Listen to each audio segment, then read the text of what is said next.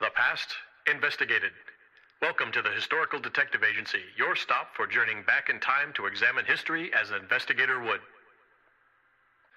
The past investigated. Welcome to the Historical Detective Agency, your stop for journeying back in time to examine history as an investigator would.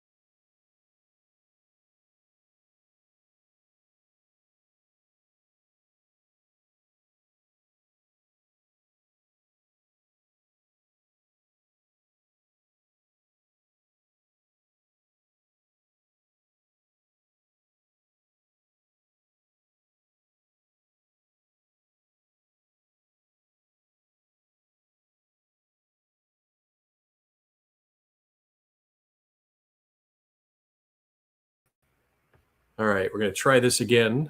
So, as I said, we've got some technical issues. We have a new setup. We moved from the office to the librarium. Okay. So, producer's yelling at me. The producer being my daughter, who's also a private investigator, who actually understands some of these weird computer things.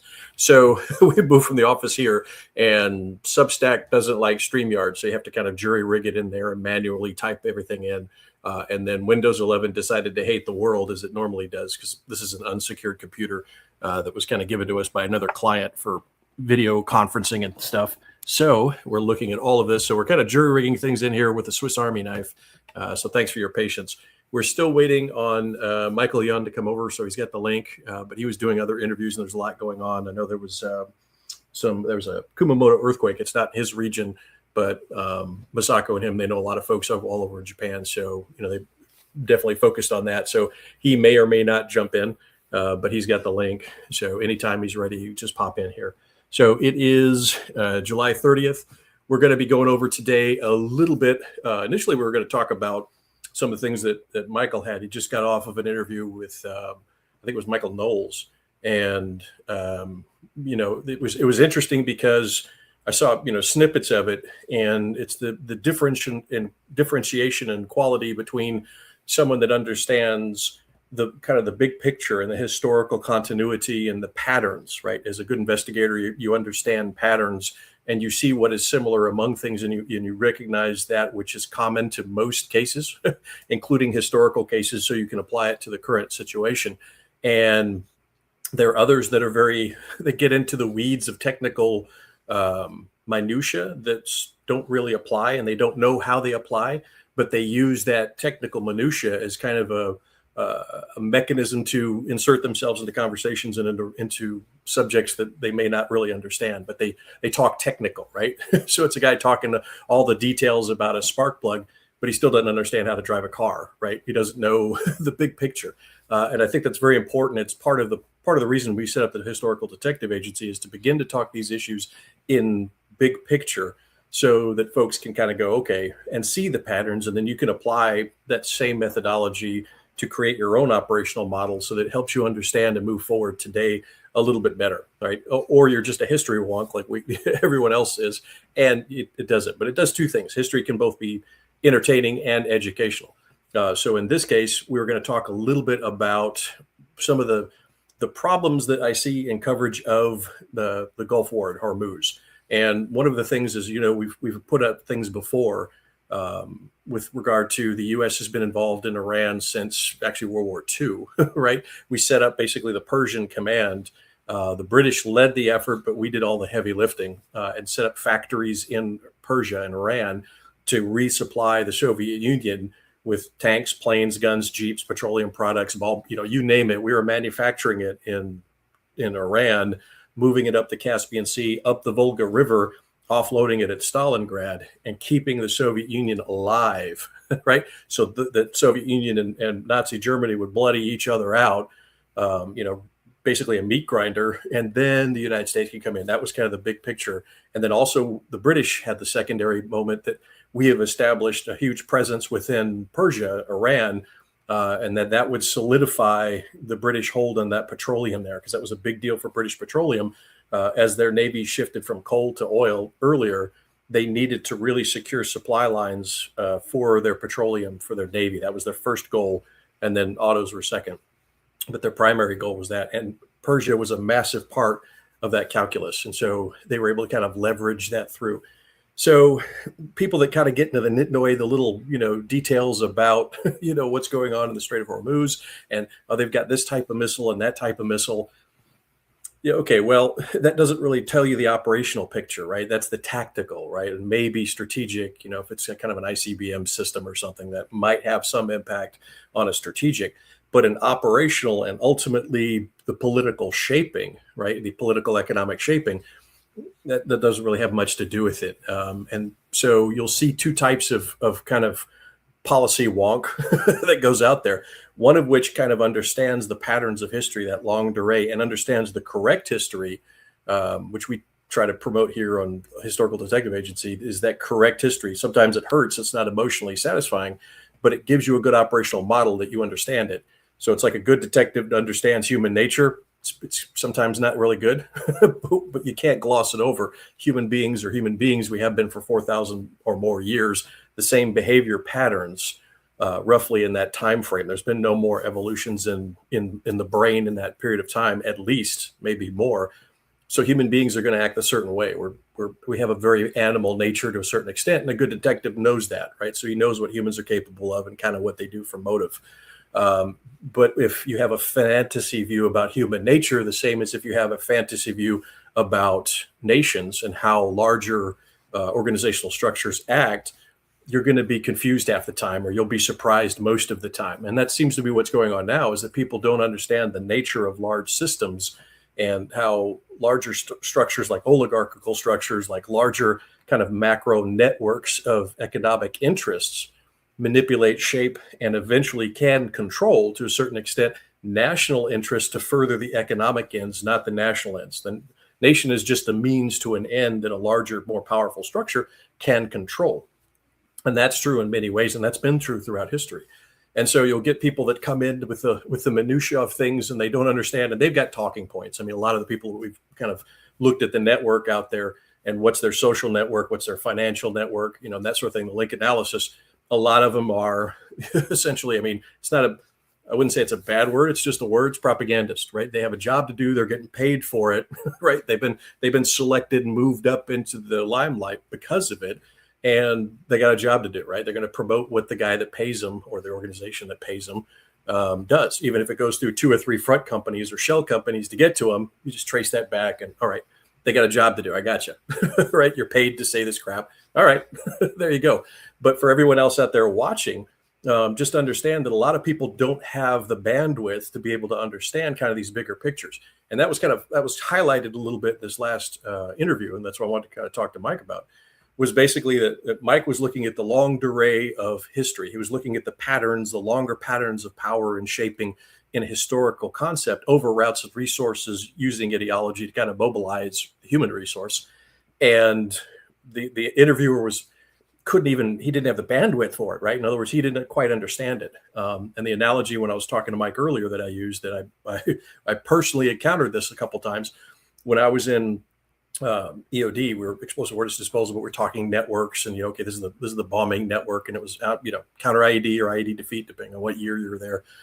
But basically, there were guys that were briefing at, say, J2, G2 levels, J2 levels. They were briefing this counter IED, but they were getting stuck in like little details, like, okay, well, it was a 5183 this, and it was this and that, and they were using an ever ready cell. I was like, to a general that's talking large reconstruction efforts in Iraq, that doesn't matter, right? In other words, even if you give him all the details, he doesn't have the bandwidth to understand it. And he doesn't need to, right? He's got specialists that will do that for him, right?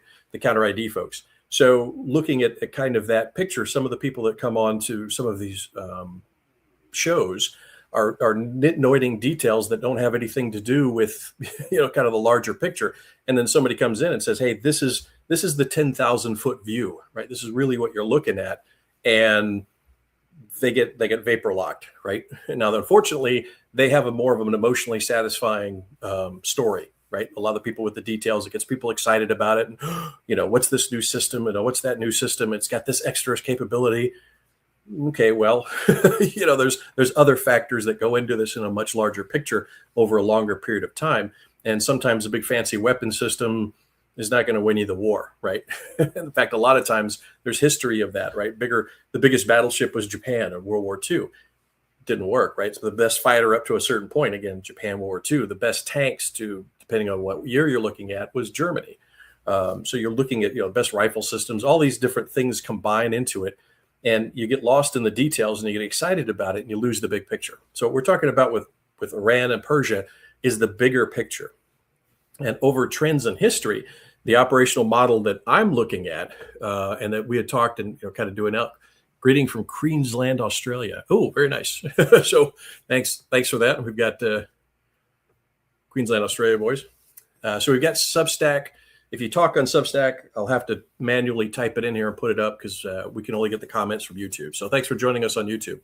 And what we're talking about now is a couple things. One is I want to go back to the Persian Gulf and the Strait of Hormuz and all that. So everybody's getting lost in the details. But again, rewind the track, both with Michael Yon and then over here in Historical Detective Agency, look back what we were doing when the start of this. And we both said this is a longer conflict, and it doesn't have anything to do with the stated goals. In fact, when you looked at we'll look back a few months ago, another live stream we did, we looked at the targeting, right? What were the bombing targets for both us and Israel? That was at the period, the first phase of operations, we were doing joint bombing campaigns, and they had a slice and we had a slice. And what you looked at was the targets didn't match the rhetoric, right? In other words, if your goal is X, these are the subsets of targets that you need to be hitting in order to do X, right? And then the bombing was all over the place, right? So, okay, so you look at what you're shooting at, you look at the targets, and then that helps you determine intent, because despite what a lot of people think that work in headquarters, it's not random. It seems that way sometimes, but there is kind of a method to the madness that does kind of go through in larger military operations. And that was what was going on. It was that the targets didn't match the rhetoric. And if you remember, the goalpost kept shifting, right? First, it was just stop the nuclear weapons program. Second was, okay, just regime change. We'll just, hit these top dogs and then we're good to go.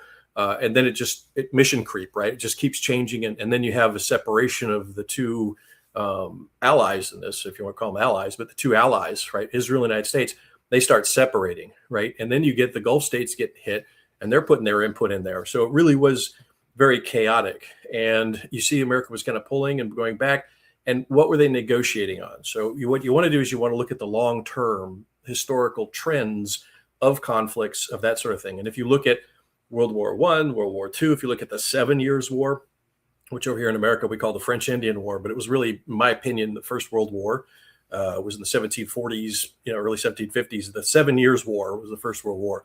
All of those wars have a couple things in common. They are promoting and pursuing economic interests by capturing routes, resources, and positions, and being able to impose systems upon other areas of production or transportation in furtherance of the stated goal is nationhood. But lately, it's been kind of going away from national into this kind of supranational, transnational organizations that have kind of arisen.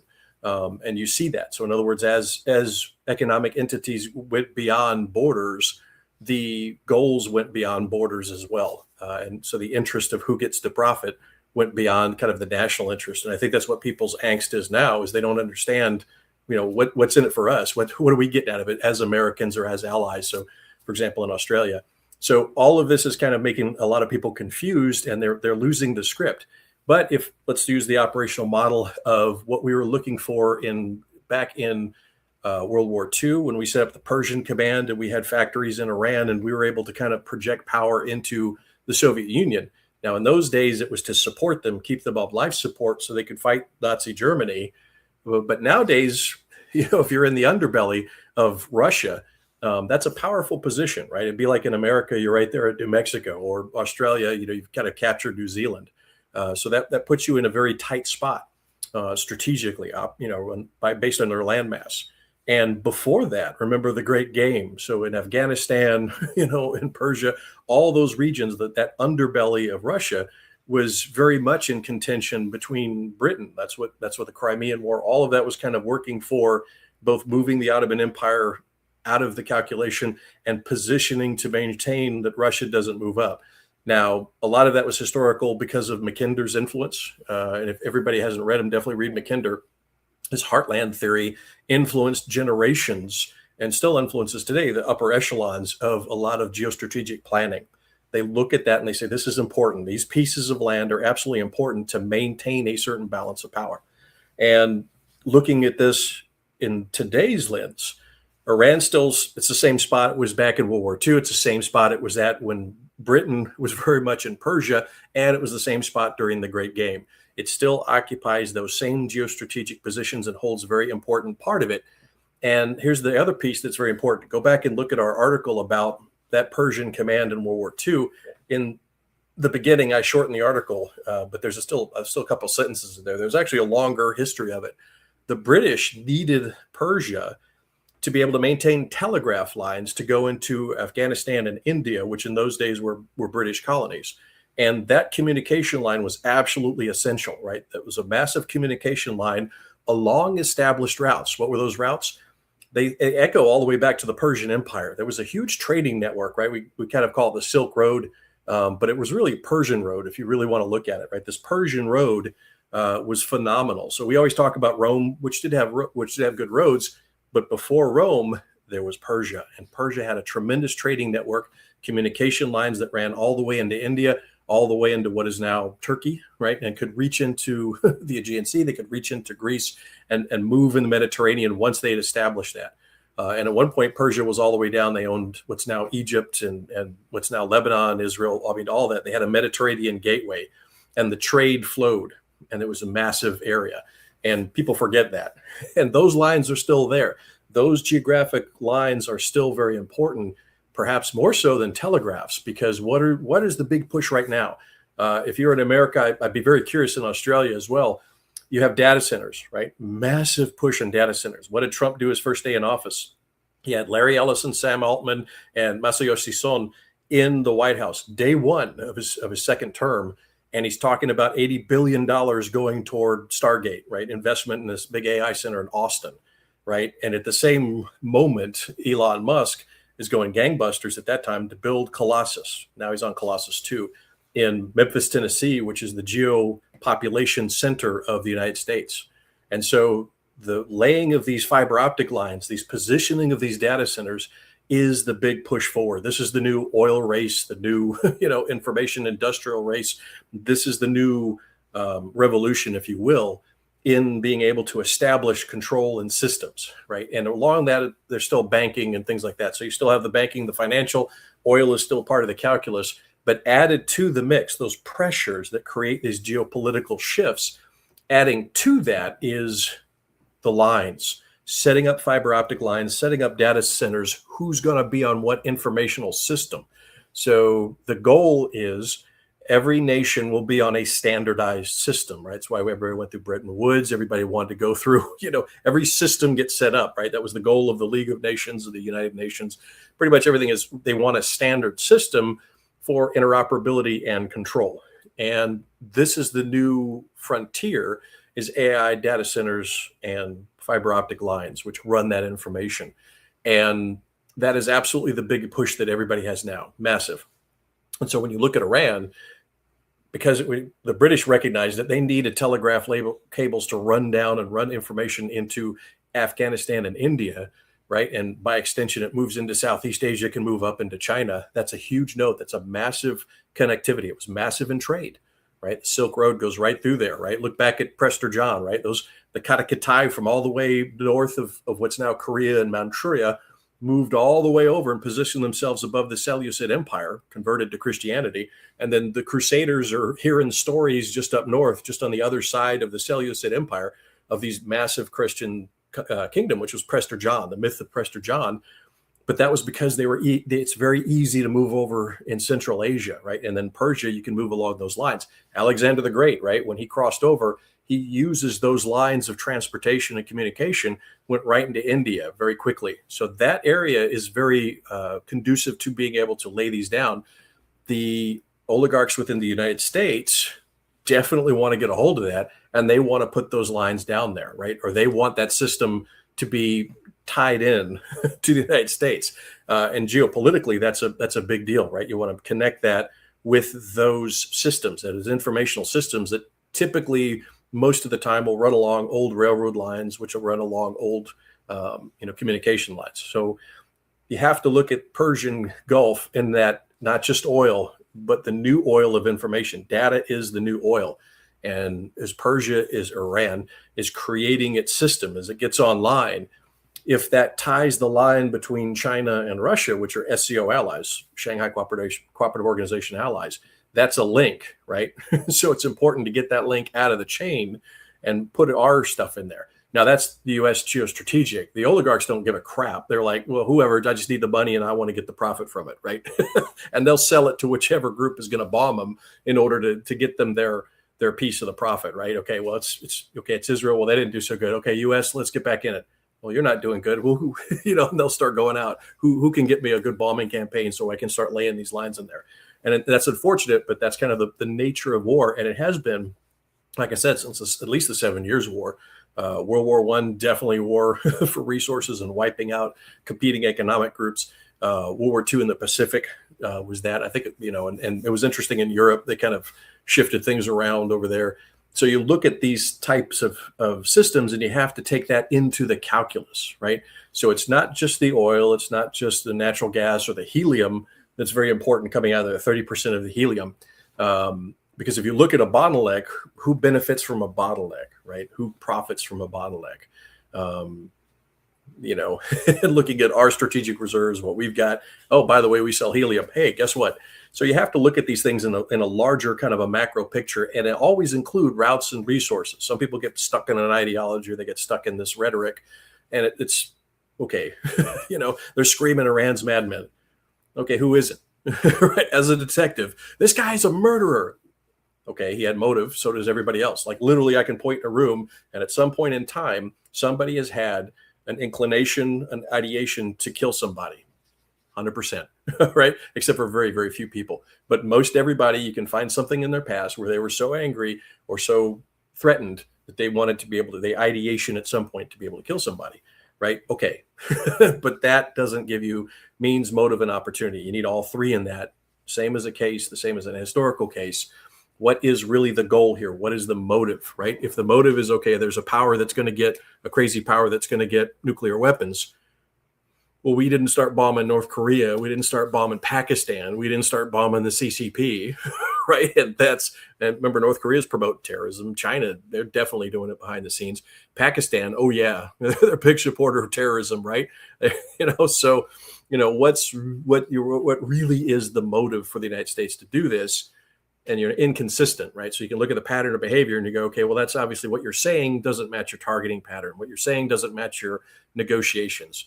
But what does fit is this back and forth to be able to kind of, create enough pain so that the Iranian regime goes, okay, fine, we'll attach our financial, our data centers, and X, Y, and Z goes to that. And you could see the shifting powers on both sides. Gulf states got marginalized. They were like the big dogs with up until a year and a half ago when the war started. And now that whole area, the investments have gone down. A lot of the foreign workers and tech support people are gone.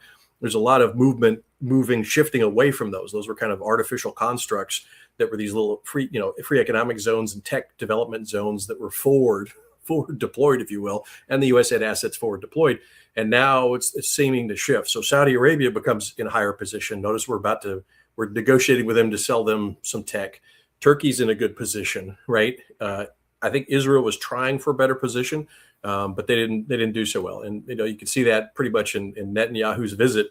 They backdoored him today, right? They side-doored him when he came over. Usually it's a big press thing. He comes in the door. Hey, how's it going? They glad hand as the limo drives up and drops him off. This time it was the side, right? Come on in the side. There was no press. They just slight announcement afterward. There's no photo ops, no questions from reporters. That could indicate that we've had enough. It's like, well, that didn't work. Let's try another subcontractor in that region. And some people would disagree with me on that one, but that's kind of my read of it. If you kind of looking at those things, so we're kind of looking at, okay, where do we put our investments now in being able to move forward these programs to get that established and get that set up. And then along that, one more thing I forgot was anybody that was in Iraq in 2004. So I was there 04, 05. Remember in 03, 04, it was going gangbusters. There were contractors running all over trying to set up cell phone towers, right? Because we were trying to get them turned off because they were starting to use cell phones to initiate IEDs at a lot of the roadsides. But the embassy wasn't having it. The MNCI wasn't even looking at it. It was like, no, we can't. It's coming from higher, right? So there's this huge push to make cell phone service all in Iraq, and that took precedent over soldier safety. I saw that. I'm like, what? And in fact, it was really interesting. So sometimes it's putting a technology or inserting a technology into there where you have a controller, you have access to that information, right? All financials run through, for example, New York, or used to until the Ukraine war. But the financials run through there. That's power, right? Information is power. The Panama Canal, who owns and operates those little data sniffers, at each side of the port when they go through, they got 4 ports, right? Port operations at either side of that canal. And ships coming through, cargo, bills of lading, all their manifests, that's data, right? At the time that they go through their estimation for when they move and when they land, whoever gets that information first gets money first, right? So information is the new oil, and getting information and spreading it very quickly is very important. And big part of that is data centers, the fiber optic lines, and Persia was very big on those lines all the way from, Alexander the Great used them. The Persians used them. The British in modern times definitely want to use it to maintain the telegraph lines, to be able to communicate with India, their colony, Afghanistan, and then beyond. So that hasn't changed. And the ability then to project power up into Russia is very important. The Caspian Sea right there, the Volga River to Stalingrad, that's a key piece of the geopolitical puzzle. So go back and look at Mackinder. I'm going to check real quick to see if Michael is back online. If not, we will just press forward and we'll make it pretty quick.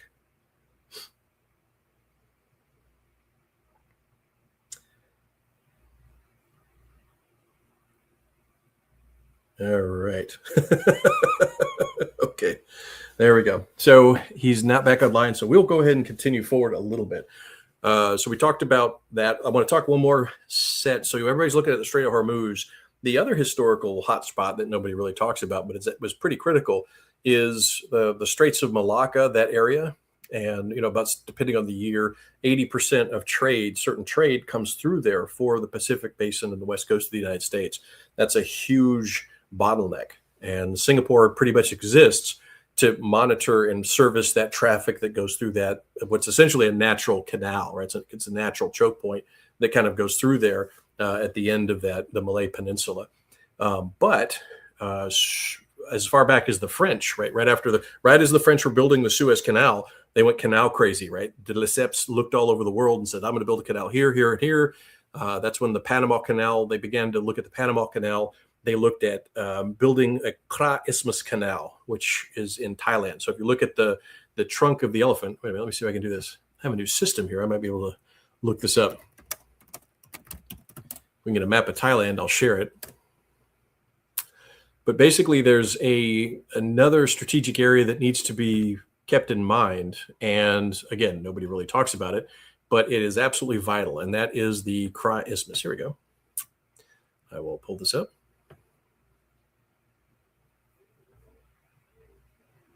Slowly, I will pull this up. Or not. So, like I said, it was gonna be easy with Michael here, but so I didn't quite prep. Yeah, let's do this one. This will be a fun one. It's got a big Shutterstock on it, so that's gonna be ghetto fabulous. You know what? Let's just. All right. Well, anyway, I'll describe it. Wow, everything is Shutterstock. Yeah, it's another thing that we're looking at is a lot of information is getting channelized. So depending on where you are location-wise, it's going to continually take you to certain sites that are promoted over others. So there's an information bottleneck that we're very aware of. In fact, we have to work a lot with it. Here we go.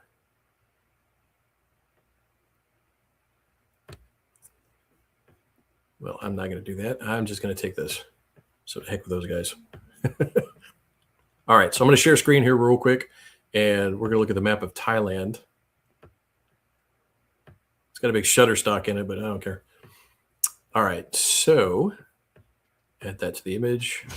All right, so if you're looking here, you see that split. So down at the very bottom, just off of there, that's the Strait of Malacca, and you have to go through there. So everything from, basically the West, the Middle East, the Gulf states. So if it goes out of the Strait of Hormuz, you're facing India, you go around, and then you could transit that and go up. And traditionally, the Chinese ports were on the other side of that. So if you want to get anything to China, you either had to land, ship it up via Malaysia and Thailand, or you go around the base and then you go up to the major Chinese ports. And typically those were the major Chinese ports. Hong Kong's on the eastern side of that strait. Most of the Chinese ports are on the eastern side of that strait. Lately, there's been a lot of interest in there, even when I was in Thailand. So I was in Thailand off and on from 2007, had to go back to the Middle East, went back to Thailand 2012 through 2019, was basically based in that area, running around the Southeast Asia region. But the Chicoms were very much involved in this region. And one of the things they did, there was two things that were very interesting. Number one, on the western side of Burma, right there in the Andaman kind of Sea, there's a guy named General Hyang, and he was a Burmese general, but he was trained and owned pretty much by the CCP. He was starting to do ethnic cleansing along the Arakan region, right? So that kind of that western seacoast, to open up a port, basically. And he was depopulating the Rohingya, which were, depending on which story you see, but the most evidence supports that the British kind of moved them down from India to kind of settle that area, because the British, they love moving populations around. And so they were kind of moving into that region, and they were depopulating the Rohingya from Western Burma to clear a port, and they were building a giant pipeline to go right up into China, right? So it goes up through Burma into China. And that way they wouldn't have to transit, right? In other words, they're taking away the ability for the United States via Singapore to bottleneck them in that region. They were going to land their oil, offload the oil in that pipeline, and then send it up. And they were depopulating that. The same depopulation process they did in Sudan. And I had a coworker that was monitoring that in Sudan, because there's a lot of ordnance that they're using. And it was the northern Sudanese were depopulating the southern Sudanese to clear lanes of transportation of supplies to the port of Sudan, which was basically, he said it was a Chinese port. So they'll ethnically clear lines of supply to get port operations, to get these resources to feed themselves in China. And that was a big deal in Burma. And those Rohingya then were refugees, right? They were General Hyang, the Burmese puppet, worked for the CCP, depopulated that area. It was ethnic cleansing. And all those Rohingya tended to move over, and all of a sudden they're in Thailand. And then they go down to southern Thailand, because that's mostly Muslim. So Hat Yai, Yala, Narathiwat, Wat Patani, there's three provinces at the very end of the elephant trunk, because you got to look at Thailand. To me, it always looked like an elephant. And the trunk is the key piece. So the western side of that trunk is Burma. And then at the very southern tip of the trunk, that's Malaysia. And so Alor and those areas in southern Malaysia were Muslim, and the southern provinces of Thailand are Muslim. So these Rohingya were coming over from Burma. They were migrating into Thailand, and then they were going south en masse. At the same time, there was a Muslim insurgency in southern Thailand in those three provinces. That's why I was there. And there was a tremendous amount of IEDs in southern Thailand. I think in 2007, they had 2,700. I can remember that number because you just move it around a bit. 2007, there was 2,700 IEDs in those three provinces and a couple north of that. That was a tremendous amount. And it was in a jungle, and it was very technical. So in some ways, it was a lot more challenging than kind of the open desert of some parts of Iraq, or even the urban areas in Iraq. So this was a lot more challenging. They eventually had car bombs. They had lots of motorcycle bombs. They had this little, interesting technique. But those Rohingya were a tremendously potential destabilization, because they're not Thai. They weren't tied into Thailand. They weren't tied in, and they were moving in mass to southern Thailand. So this was a destabilizing area in an already destabilized region, and that presented a threat. So we began looking at those lines between, all right, what's going on between Burma and there? And Burma has a number of ethnic fights. So the Rohingya was simply one part of it, but the other parts were up north. So you had Karens, Kachins, going way back to World War II and before, they'd been fighting the Burmans, which is where Burma comes from, which is kind of the lead group that the British used. And depending on the year, then the Japanese came in, and then it was the Japanese occupied Burma. They took it over from the British. Then the British came back. So there's all sides that didn't see themselves as Burmans, right? So there was a lot of ethnic fighting going on. Still to this day, there's a lot of fighting going on, especially up north. So that was destabilized. So the Chinese pretty much had Burma, depending on the year, as a puppet state. And some argue even today it's still a puppet state. They built a pretty much an underground command bunker that's their capital, north, right in the center of Burma. You know, and it was like they're getting ready for something, but they were looking at supply lines, moving ethnic cleansing, moving it down, and then destabilizing Thailand with this influx of the Rohingya, right? This Muslim group from Burma coming in and mixing with an already radicalizing Muslim group in the south of Thailand. Now, good news is that Thailand got a handle on that. And so the violence decreased rapidly over time. By 2016, 17, the three southern provinces were pretty much calm. So that was the good news, is Thailand managed to be able to work that insurgency into the background. So that's the good news, but it could have gone worse. Now, on that peninsula, the thinnest part is a place near Chumpon and Ranong. It's Chumpon province. It's right across from Point Victoria in Burma. And that is a central place. So Ferdinand de Lesseps, after he built the Suez Canal, went all over the world, Panama Canal, that's where he looked to cut the lines across. So you don't have to sail down and through the Straits of Malacca and then up. You bypass Singapore. And in those days, you were bypassing Britain. Nowadays, you just bypass Singapore. And the French wanted to do it, but Thailand didn't like it. The British didn't like it either. They didn't want a French canal right in their backyard, and they wanted the revenue and the control from Singapore. So that wasn't happening. So basically, Thailand becomes a neutral buffer zone, a DMZ, if you will, between the French, who had what we call Indochina, Cambodia, Laos, and Vietnam. And remember, Cambodia and Laos were Thai. About 80% of Thailand was lost to either the French or the British. And then the British were here in Burma and Malaysia. And Singapore was part of Malaysia at the time. And then the Dutch had Indonesia. So Thailand was the only non-colonial nation in all of Asia, except for Japan. And even then, Thailand only existed because it was a DMZ, a neutral zone between France and Britain. So they were there, and then that kept the canal from being built. The Japanese, World War II happens. The French turn Vichy, so the French are now allies with Nazis. The Japanese go into Indochina. They move into Thailand, and then they move south into Malaysia. They took over Singapore, and then they invade and take over Burma from basically the British Burma. They look at the canal again. They begin to analyze the canal. They set up a Kalfachi Hill. They set up an observation post, a rail station, and they actually built a rail line from Chumpon over to Ranong, Laun Ranong area. And that could then ferry soldiers across to Point Victoria. Now, why'd they do that? Same reason they had to build the famous bridge over the River Kwai, the Mae Hong Song, that Thai-Burma Railway. That was built because they couldn't move a lot of logistics around by sea because the U.S. subs are just waxing them. So they needed internal lines of communication. Same happens now. If you own the seas, you got to, if you're an adversary of your enemy owns the seas, you got to go by land. So they're looking for developing these land routes.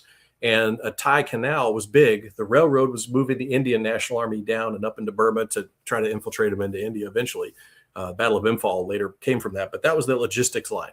That's a key piece. After the war, the Japanese never developed it. They didn't have the industrial capacity. They didn't have the bandwidth. But then after the war, what the Thais would tell me, because I'm like, why don't you build a canal? They literally will always say, well, Singapore pays us not to. So they, according to Thais, some Thais in the region are like, yeah, we know this. I mean, everybody gets paid every year so that doesn't happen. But with another competitor, and the U.S. was happy with the status quo, right? The U.S. didn't need it, right? We like a choke point down there with Singapore. With one of our allies down there working it, right? The British. So what was the point? Well, now that the Chicoms are moving in, they definitely don't want to go through that choke point, right? And you see within the last few months, the U.S. has been increasing our lines of communication with the Singaporeans. So we're working closer with Singapore. We've always had a pretty good relationship, but even closer with Singapore and their maritime defense. We're going to be starting to work closer. We're definitely with Australians, definitely with the Filipinos. That Indo-Pac is hopefully getting back rejuvenated again. It's waxed and waned over the last few years, But basically, that is important because the Chinese are now working very hard and they're getting some movement to building the canal because they've already started to build and finance, and Thailand's gone along with it, along with Cambodia and Laos, to make high speed rail that goes down there, right? Which can transport not only people, but cargo to be able to move those up into that area. They would be able to feed basically from China, would be able to go by land all the way down to the canal. So you could land near the canal. They're making a deep water port on the Andaman side. They've already made it. And then a Chinese fishing company that doesn't fish right north of that, just south of Laon, between Laon and Ranong. And they're looking at making these lines of communication go. So that would represent a seismic shift because whoever owns that canal, it's just like the Panama Canal or the Suez Canal, that is a key piece of terrain. It either makes or breaks Singapore, right? If they make the canal, Singapore's out of the calculus. The choke point is gone. There's a new choke point or a new competitor, and that would be whoever owns that has an advantage. And unfortunately, Thailand is, they're in the same position, that a lot of nations are. They're kind of between, big powers, right? They say, what is it? Small fish between two whales. So they're looking at it like that. Now, the United States still maintains a good presence there, but the Chicoms, even back when I was there, like I said, 2007 off and on, had to go back Middle East, came back 2011, 2012 to 2019. You could see the movement in there, and China was working hard to insinuate itself into everything within Thailand, economic, social, military, and everything. And it was pretty bad. So Thailand is very critical. It's very key it's the rock that pretty much all Southeast Asia hangs on. Right, it is kind of the anchor point for Southeast Asia. We knew that during the communist insurgencies of the 1950s and 60s. Right, if you as long as you hold Thai water, that's the Thailand, that's the breakwater, and that you at that point you can stabilize or manage those other Southeast Asian nations. So look for the Kra Isthmus, look for anything of that. Put it in your news feed. Take a look at development of the Kra Isthmus and those high-speed rails through Thailand that go right up to China. That's a big one, and then that one faces out across the Gulf there into Cambodia. So going eastward, Cambodia is looking at doing that. But anything that's being built, the lines are going to go up to feed and support the Chicoms, just like they did in the Arakan region in Burma, right? So all of that's kind of working in there. Oh, hang on just a second. I'm going to mute this because the producer is looking in here. And by producer, again, that's...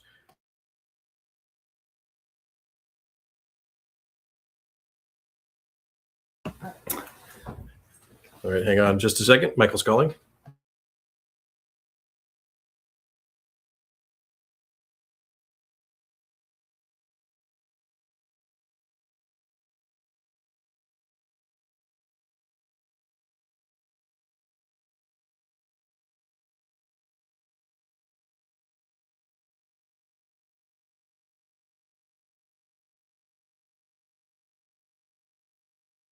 Okay, so we got Michael on here. He's trying to log in. Let's see if he can log in.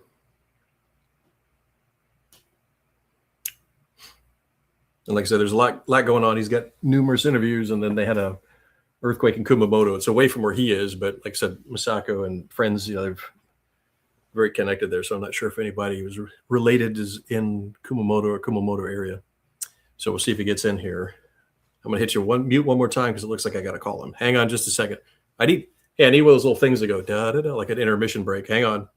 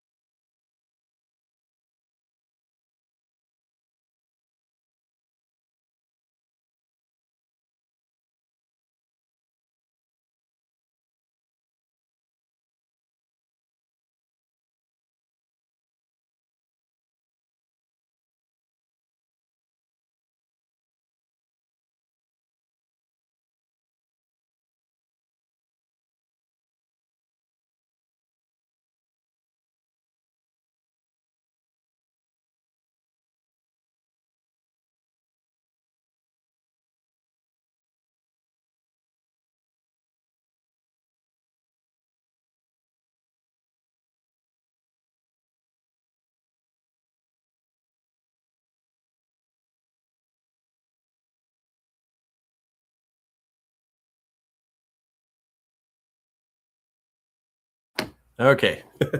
So again, with the technical issues we had this morning, that link wasn't quite working through there. So yeah, so Jose Oswaldo, Brazil. Okay. Yeah, Mike will be on here right now. He's actually tracking a bunch of stuff that's going on with Argentina and the South America. Michael's pretty dialed in. He spent a lot of moments down there looking at that with Argentina, Brazil. I don't think Peru. He was in Peru, Patagonia, that sort of area. So he'll be on here in just a second, and I'll leave that one for him. In fact, we'll leave that question up there for him, and he can answer that one a little better. I know that my information's a bit dated in that region, but I know it's very important, historically. So I can speak historically, but for current events, yeah, definitely Michael on that region. For Southeast Asia, I can answer that one just because it's my old stomping ground. All right, here we go. Ha. Go. Okay. All right. Is it good? Looks good to me. All right. A little tech problem. Actually, I was sitting here watching you. I was watching your show. I was like, hello. I left a text, but anyway, here we are. Oh my goodness. Sorry. I couldn't hear you. I was just watching you do sign language. I'm trying to read sign language. Well, I grew up with Sesame Street, so I can do Muppets. It's yeah. Yeah. Well, I'm here. We had a lot of technical stuff this morning. It was crazy. Sounds like it. Man, last night I was on you and I talked last night too, at like after midnight here. I just finished with one long interview with Mario Nafal, and then went over with Alex and Rex Jones, which was very interesting. Both interviews were, or let's say all three actually. And then got a little sleep, and here I am. Yeah, man. Misako and I just went for a walk. We just went for a walk, and there was this little white and black bird that landed in front of us. And at first I thought that bird's trying to lead us away from its young because it was doing that sort of thing. And then I thought maybe it's leading us to bees. Actually, we followed it for a while, but then we had to come back. I had to come back to this. Dude, we stopped. That bird lead you into an ambush. That's the bird you want. Oh yeah. Oh, there's birds that'll take you to show you. I've told you before how I used to catch snakes because the blue jays would tell me where they were. And my grandfather taught me how to do it in Florida, so I can listen to blue jays and tell you where the snakes are because they'll tell you where they are. Because they're telling each other, and then once the blue jays figure out that where they will come tell you. The blue jays are very smart because they don't want the snakes, so they use you as their drone strike. Right? They're like, I'll be the blue eyes. Blue jays kill snakes too, man. They go straight up warfare. I mean, half the time the snakes are getting into the blue jay nest, and the other half the blue jays are going Air Force on them and destroying little snakes everywhere. It's total war. But when the blue jays realize you're their ally and the snakes are not, it's game on. So nice. My dog Snoopy and we used to catch a lot of snakes, and I would nice. I would just snatch them up and run off with them and let them go. But my grandmother would kill the snakes if she got there first. So you start hiding snakes from your grandmother? No, it's okay. I would run off with them. Michael, that snake could be a rattlesnake. And I'm like, and I'm running away with it and throwing it off in the bushes somewhere where she can't find it, Start shaking it. I don't hear the rattle. It's okay. It's not rattling. It's biting me. No. She reminded me one time. She said one time one of them actually bit me on the butt, but I don't remember that. But I caught on the butt actually somehow. I'm like, how did it bite me there?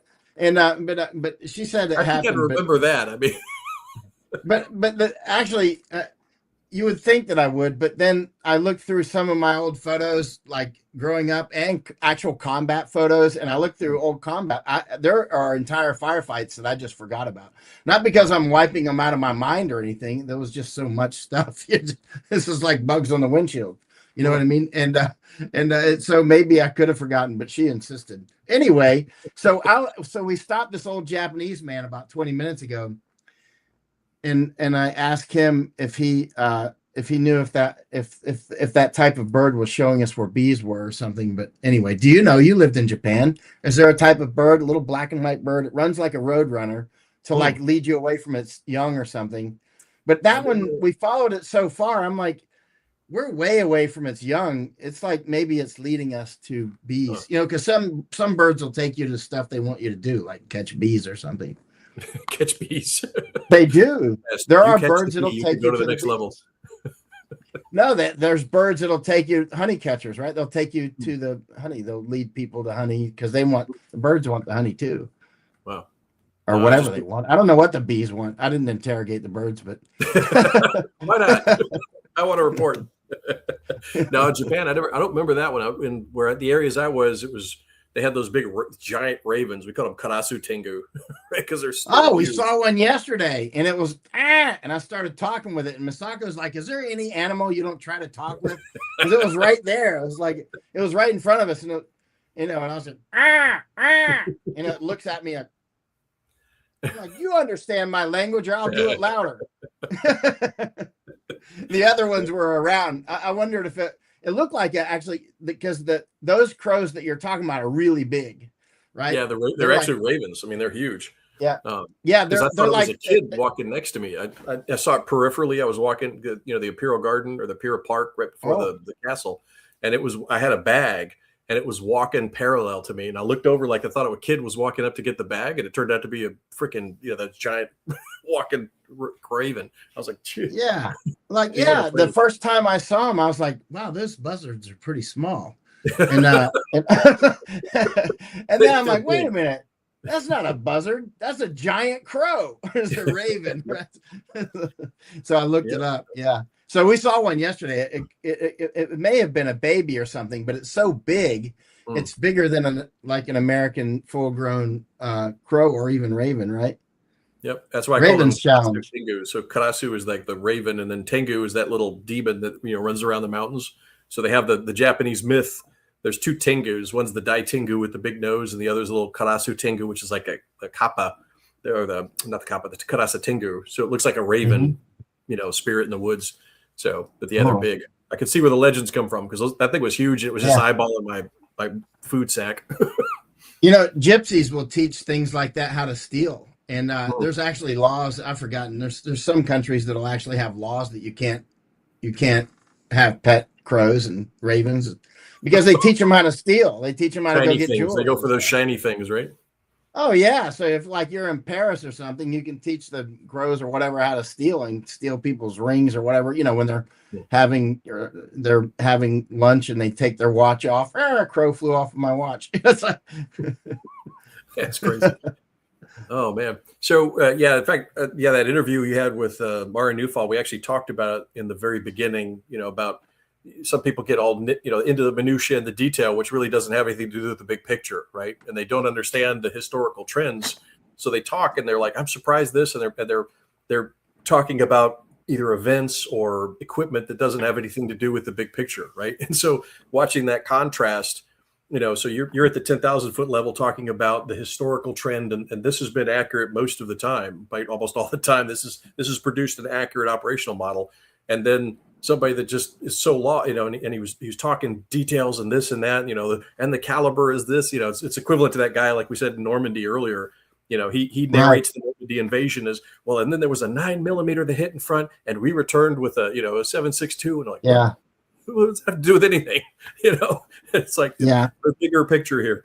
So non-predictive models. I mean, they're talking on a level that cannot possibly be predictive, right? So it was the contrast. So we were mentioning that, and then we talked a little bit about the history of Iran and Persian Gulf and the British telegraph lines. And one of the things that of all the things that we need to look at, one of the possibilities is this will be the transit zone again, just like the Persian roads that Alexander used. You need those data lines to move over to India, move down and connect those areas. And then we had a question here. It's actually still on the board, which you're really good to answer because I was talking about Thailand and Burma. I can't see the question. Let me see how I can see it. Nope, I don't see it. I see it. You got it there. I see. Thanks for the info. We're down here in Brazil, worried about what's coming. Oh, Jose. Yeah, that's interesting, Jose, because as you know, China gets a lot of their food from Brazil, and there's a big fight going on, and China is building that bioceanic corridor from Brazil through Paraguay and through Argentina and through Chile, right? So Misako and I, we went down there. They were going to go through Bolivia. I think it's shorter, but Bolivia is just unstable. And so they decided to not go that route. But in any case, so that bioceanic corridor would bypass the Panama Canal, and also you could go both directions, right? And that's not a one-way street. And also it opens up the interior. So when you make these corridors, it's not just point to point; it's also point to point and everything in between. You're opening up. There's a lot of lithium out there and all kinds of stuff, and so that corridor that they're opening, Masako and I, we went down there actually, and we got on a Chinese solar train. They said because they got all these solar panels, they say they get the electricity for that train. I don't know where they get the electricity from, but anyway, we actually, so we got on that train, and Masako actually was up. They invited her. At first, they're like, "Oh, China," and then she says, "No, Japan." You know, she's from Japan. Next thing you know, they invite her up to the engineer car, and we're in the engineer car. Being Japanese just opens doors. It's unbelievable. Not that I'm Japanese, but Masako is, and I get to go along with her as our cameraman. So we were out there and looking at that bioceanic corridor. Now there's people that would like to interrupt that, and obviously there's people. A lot of Israelis are leaving Israel, not just leaving Israel now, but down in Patagonia, they've been doing that for many generations. And so, but Chinese too, like Chinese have got a big space station down there, and or some kind of station. I think it does some sort of space work down in Patagonia. And actually, it's pretty much off limits to everybody, and I think including the Argentine government. I talked with people there about it, and it's got like a huge buffer zone around that Chinese military base. So you got Chinese and Zionists going heads up down in Argentina. Now, keep in mind, I think the third biggest, most biggest Jewish city in the world is Buenos Aires, right? So during and after World War II, a lot of the Nazis and Zionists and Jews, you know, this is not all the same. They moved heavy to Argentina. In fact, Masako and I were going to quite a few meetings at the old Nazi embassy in Buenos Aires. And a lot of the people in the meetings were actually Jewish people. This was fascinating. You know, they had meetings once a week there. Yeah, I think it was once a week. We went to several of them, maybe 4. And anyway, it was very interesting. So what I'm getting to is that area is a place of contention. I think you'll end up seeing a war between Argentina and Brazil, and I think it's going to kick off. If you see Argentina go for Malvinas, which is the Falklands, which I think you will. I got a bunch of old maps on Falklands, by the way. Falklands have been changing hands. Like, you know, Al Johnson asking about how Florida changed hands over and over and over. Like we heard, you know, having grown up in Florida, I heard a lot about this history, you know, growing up actually. But when you look at Falklands, it's like Florida, swapping hands. Everybody's fighting for Falklands because Falklands is, you know, very important. And so I think what you'll see is Argentina will go for Falklands, which would mean taking it from the United Kingdom, which I think will be actually easy this time. My guess, I think very easy actually. Then, well, we'll see about that. You know, famous last words, no problem, you know. And then, but then once they secure Falklands, if Argentina does secure Falklands, which I think they will, then they'll probably go for Brazil. And actually, just within the last week, I've been, you know, saying this for quite a while. I think you'll have a war with Brazil, or very high probability, but only within the last week you can see the spider web twitching on that potential war with Brazil. You can see there's some little barbs going back and forth now that I think are extraordinary. They're small, but every war I've ever studied, if there's enough documentation around it, you'll find that they radiate information in advance. A war never starts cold foot. A war never just, you know, here we are going along, and we're in war. You know, that's not how it works. It's a big buildup, and often it's multi-generational or at least multi-year. And the next thing you know, you're in a big war. And then the people who analyze the war will then say, well, there was a spark, you know, Archduke Ferdinand got shot and yada, yada, yada. And so everybody started fighting. I've actually got a book downstairs, or maybe it's up here. No, it's downstairs. It's an atlas. It's a world atlas from 1919 after the Great War, right? So after the Great War, it's got all these new atlases. And then part of the atlas, it's a fascinating book, 1919. So they were probably writing it before the war was over. They might have written the book before the war even started. You know what I mean? Because prehistory, I just call it prehistory. prehistory not meaning before history, but they write the history in advance, right? Because they know how the story they want to tell. And but you see the story in that 1919 book is talking about how Archduke Ferdinand got shot, yada yada yada, and that's not why that war happened at all. It's only vaguely related. Even it's really Masako just brought the book. Thank you. She hears me. Thank you, beautiful, and she's unbelievable. Here's the book, and so yeah, actually, this is it. Let's see. Yeah, this is the book. Yeah, it's 1919. Let me see if I got it right here.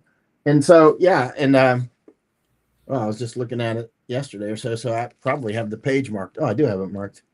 Yeah. Let's see. And all these maps are unbelievable, man. I love these old maps.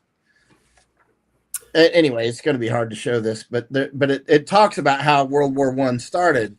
But this is a post World War I or Great War. Here it is, book, and all these maps. I think they probably wrote, here it is, the Great War from its beginning in 1914 to the conclusion of peace in 1919. Now, this book comes out in 1919, as if they had enough time to write that whole thing. Let me see. See, here it is. Can you see that? I can't tell. Yeah, let me blow it up here a little bit. Hang on. I got to use my overhead camera more. I've got a beautiful overhead camera up there that Masako set up.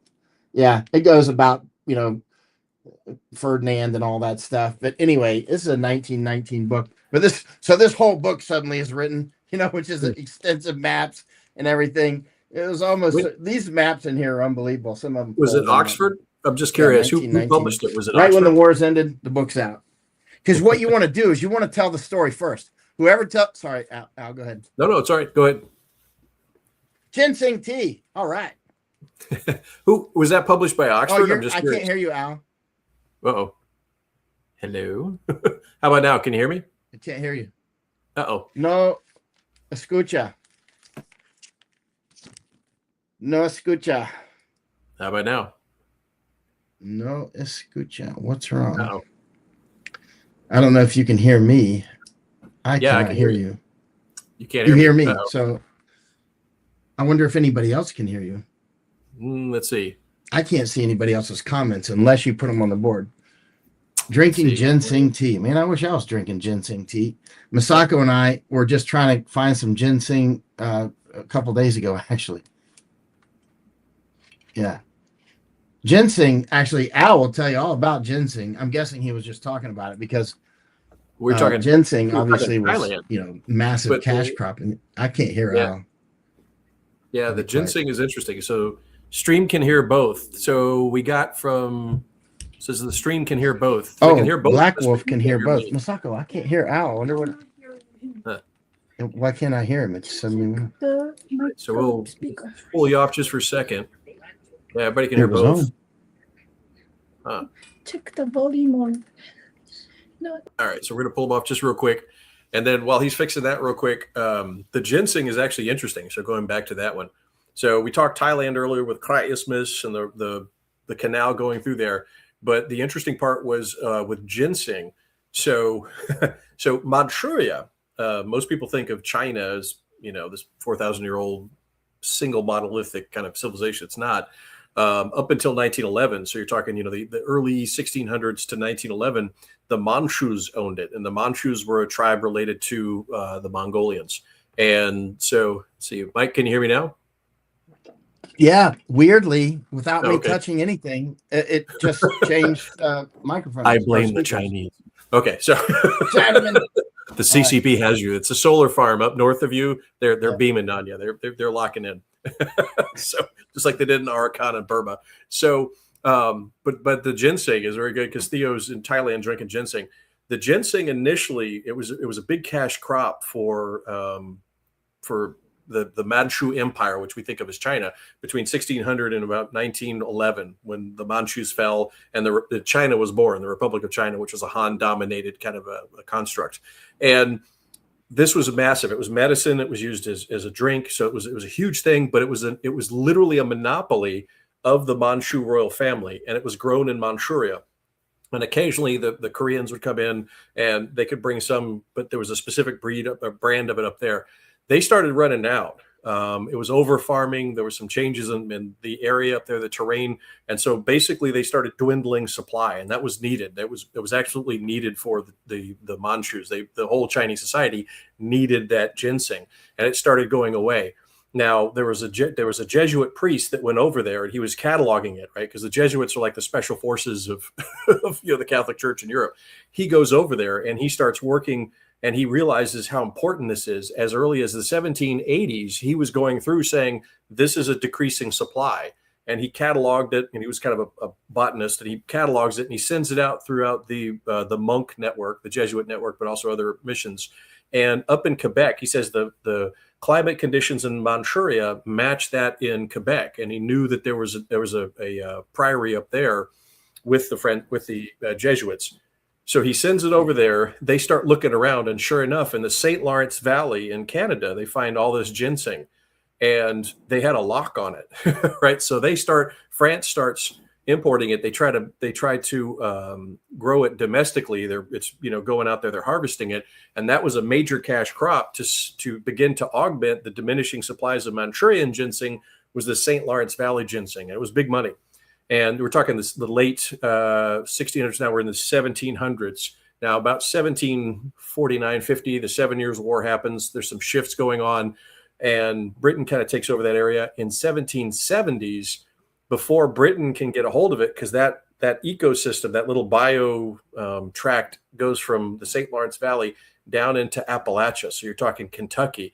And there's some phenomenal ginseng fields out in the mountains of Kentucky and Tennessee, right? So the Smoky Mountain areas, those Appalachian mountains up there, and Western North Carolina too. Western North Carolina, right? That area was gold, right? It was literally gold. They called it the sang. I'm going to hunt sang. So they go in the mountains. Can I go hunt sang? I can hear it now. Yep. Give me some Coca-Cola and a moon pie. I'm going to go get some sang. It's a Mountain Dew, man. I gotta get me some of that Mountain Dew. Or what was the other one? The one that's I told you I used to have breakfast with a forest yellow ranger out there. I told you I used to have breakfast with a forest ranger out there in Andrews, North Carolina. And he told me about there were people out there basically rustling ginseng. I was like, when the first time he told me that, I was like, what? It's like rustling. You mean they're poaching ginseng? I thought they were supposed to poach bear and deer and ivory. No, ginseng's worth a lot of money. Yep, big money. And so the United States, 2 years after independence, the United States just starts taking it. And a famous guy, remember this? It was Daniel Boone, was a sang hunter. So Daniel Boone is running around the mountains grabbing sang hunter. He was a sang hunter. He was a ginseng hunter. So he starts grabbing all this. Daniel Boone, right? And it was a beaver hat, not a coonskin hat. Beaver hats for the high society. Coonskin hat was for the the lower class guys, I guess.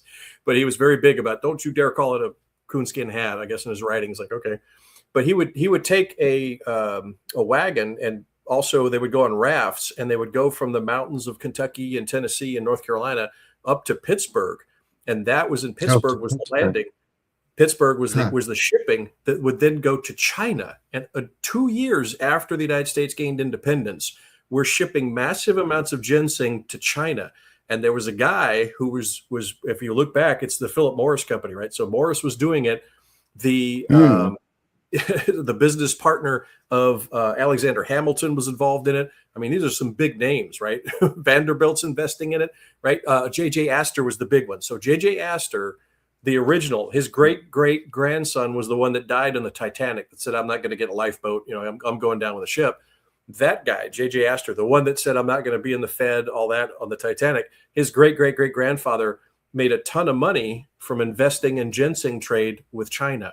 2 years after the Revolutionary War, we have already stitched our lines of trade from Kentucky, the backwoods of Kentucky, and Daniel Boone and men of that, the mountain men, all the way with big American finance to the Manchurian Empire, which is China, and then moving it in there and making big bucks. So we're talking about before 1800, 1786. Yep. Yeah. We started that. We were already stitching our lines there. And that's just the nature of it. We kind of forget that, right? We think we're in isolation, we're the colonies, but it really is a large transnational shipping and interconnectivity of routes, resources, and ideology that's been moving around and been flowing, since time immemorial. And we just kind of, lose that. And then who's this? Look what Jose said from Brazil. Jose said Milei and Lula are going at it in mainstream media. I didn't know they're going at it now, but I picked up a few spiderweb twitches. They're starting to trade barbs. I think it's going to explode. I don't know how long it'll take. So that's now So what's your read on this? Because you're pretty good about this. What's your read on who else is going to get involved in that? Is it localized to that, or is that going to kind of spread out to a couple other countries that they're going to try to move their lines of resources around? Look what Jose is saying there. Milei, can you put up this? Milei came to Sao Paulo backing Bolsonaro, and Lula went nuclear. So things are starting like Mike has been saying. Yeah. I think. Well, it'll include Uruguay, of course, and it'll include Paraguay and Bolivia and Chile, definitely. I mean that bioceanic corridor is significant, right?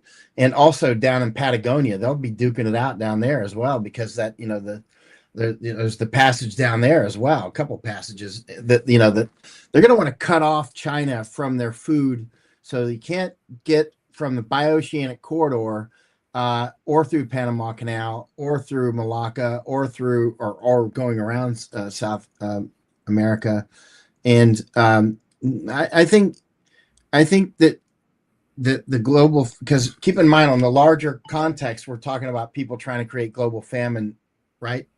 And this will cause these so-called migrations, the invasions, to really explode even more, and you can, I would not be surprised. Let's shoot over to Iraq real quick. Saudi Arabia apparently attacked, Shia, doing one of their Karbala pilgrimages. And, as I've been saying for a while, I wouldn't be surprised at all to see an attack on Mecca and Medina. It didn't happen during the Hajj this year, and it wouldn't necessarily happen during the Hajj, but I would expect it probably would. But in any case, what just happened with Saudi Arabia could easily lead to counterstrikes over at Mecca, Medina, and that would be in service to making Shia and Sunni fight each other, right? Yeah. Which could go. Somebody is just jumping in from Australia, and so, but hello in Australia. We got two of them here. Queensland. Aussies in the house. Here we go with the kangaroos. All right. Oh. So, hopping in, kangaroos hopping in. All right. Let me put my disclaimer here. I do not agree with anything Michael says unless I agree with it. So you can see what I was on with Mario Nafal yesterday. I think you can see it. Look at his eyes at some time. I was very tired during that interview, by the way, so I was rambling a little bit because I'd been day after day doing these late night interviews, and but you can see his eyes light up sometimes when I'm saying, high voltage topics that I'm talking about. But when it comes down to Argentina and Brazil, of course, it wouldn't be, I'm saying Argentina versus Brazil, but it would be wider than that. There's no way you just have a war between those two countries. That's not how this stuff works. And there's so many resources inside. Al's talked about it often. Look, Spain was getting so much silver from Peru, Cerro Rico and all that stuff that was going right off over to China, and a lot of that actually was going up to the Panama Canal, or there was no canal then, but across the Panama, the Isthmus of Darien, and all the buccaneers were down there stealing the silver and gold as it came through. Some of it was coming up through the Florida Straits on the way back. It's all fascinating. Yep. Yeah, and just on a note, you were mentioning the food export You've from gone Brazil off again. Why has this happened? Oh, that's weird. So I looked up the food real quick while he's fixing that. Let me remove it real quick. So the food in Brazil, it looks according to 2025, it was $10.3 billion of food and agricultural products to CCP occupied Asia. And that was 25%. This is Australia, 25% of Australia's total gross exports. Brazil, by context, was actually giving $101 billion, right, which is US $66 billion, which is 25% of China's consumption, estimated China consumption of livestock and grain. So if Brazil is moved out, that's a big provider. That's a quarter of the food going into China now is tied into Brazil. I know Australia was for quite a long time. Let's see if Mike is back here. Mike, you back? Can you hear me? Yeah, I don't know why the microphone cut off again, actually, or my speakers cut off yet again, but they're back on now. Okay. Oh, good. So yeah, so that's a huge being able a supply line stitching through there, and then what Michael mentioned with the Spanish. So there's that ginseng trade, but back it up a little bit, and if you guys could go, you can look at the live stream or the Detective Lounge we did back in the 21st. We talked about the Spanish support for the American Revolution starting in 1775, before we even declared independence. They're giving us money. But there was a huge trade route in Spanish silver because initially the world's largest silver producer for the 1500s was Japan. So they had a new method of being able to extract silver, and then they found a bunch of mines. And that hyperinflated Japan created the Sengoku Jidai, which was their warring states period, and then made them attractive for a number of foreign powers coming in, like Portugal and the Dutch, who needed that coin, that silver, because the only people that wasn't been able to produce it themselves were them. Spain had Mexico silver mines and a silver mine in Peru, and they could directly mine and then trade for the Chinese goods. It was the Manchu Empire, but they could trade for those goods directly. They didn't have to convert to be able to get those trade goods out. So they had this tremendous advantage. And those lines moving the resources from South, Central America and North America, because everything west of the Mississippi and part of Florida at the time was Spanish, that trade route goes up to Spain. The Britain was interdicting it. They were getting some of that silver and gold. And then at the same time, Britain began to get their own gold, their white gold, in the Caribbean. And that was sugar. And that was a tremendous amount of money. And it's set up kind of like our tech oligarchs. The original cocaine. Yeah, it's a sweet cocaine. And that was a tremendous amount of money in two ways. There was a triangular trade. So there was the sugar itself that was moving up into England, and it was what's called an enumerated commodity, which meant it was basically a monopoly. So French sugar, the tariff was so high, there's no way it could come in. And the plantation owners in the Caribbean, the British plantation owners, had a guaranteed buyer in Britain. And they could only sell to Britain. You couldn't sell anywhere else. And so they had a locked-in market. And then the Crown got depending on the year, 12 to 14% of the cut of all of that transaction. So that's a big piece of money. And then the Crown set up their own African company. It was Crown owned. James II, I think, took over afterward. And there was a number of lords and dukes on it. And basically that was then moving the slaves that were needed to make the sugarcane, right? So they made money that way. They were getting money for providing the labor, and then they were getting a cut of the finished product of it. So there was a lot of money coming in, and they were called plantation crats within the parliament.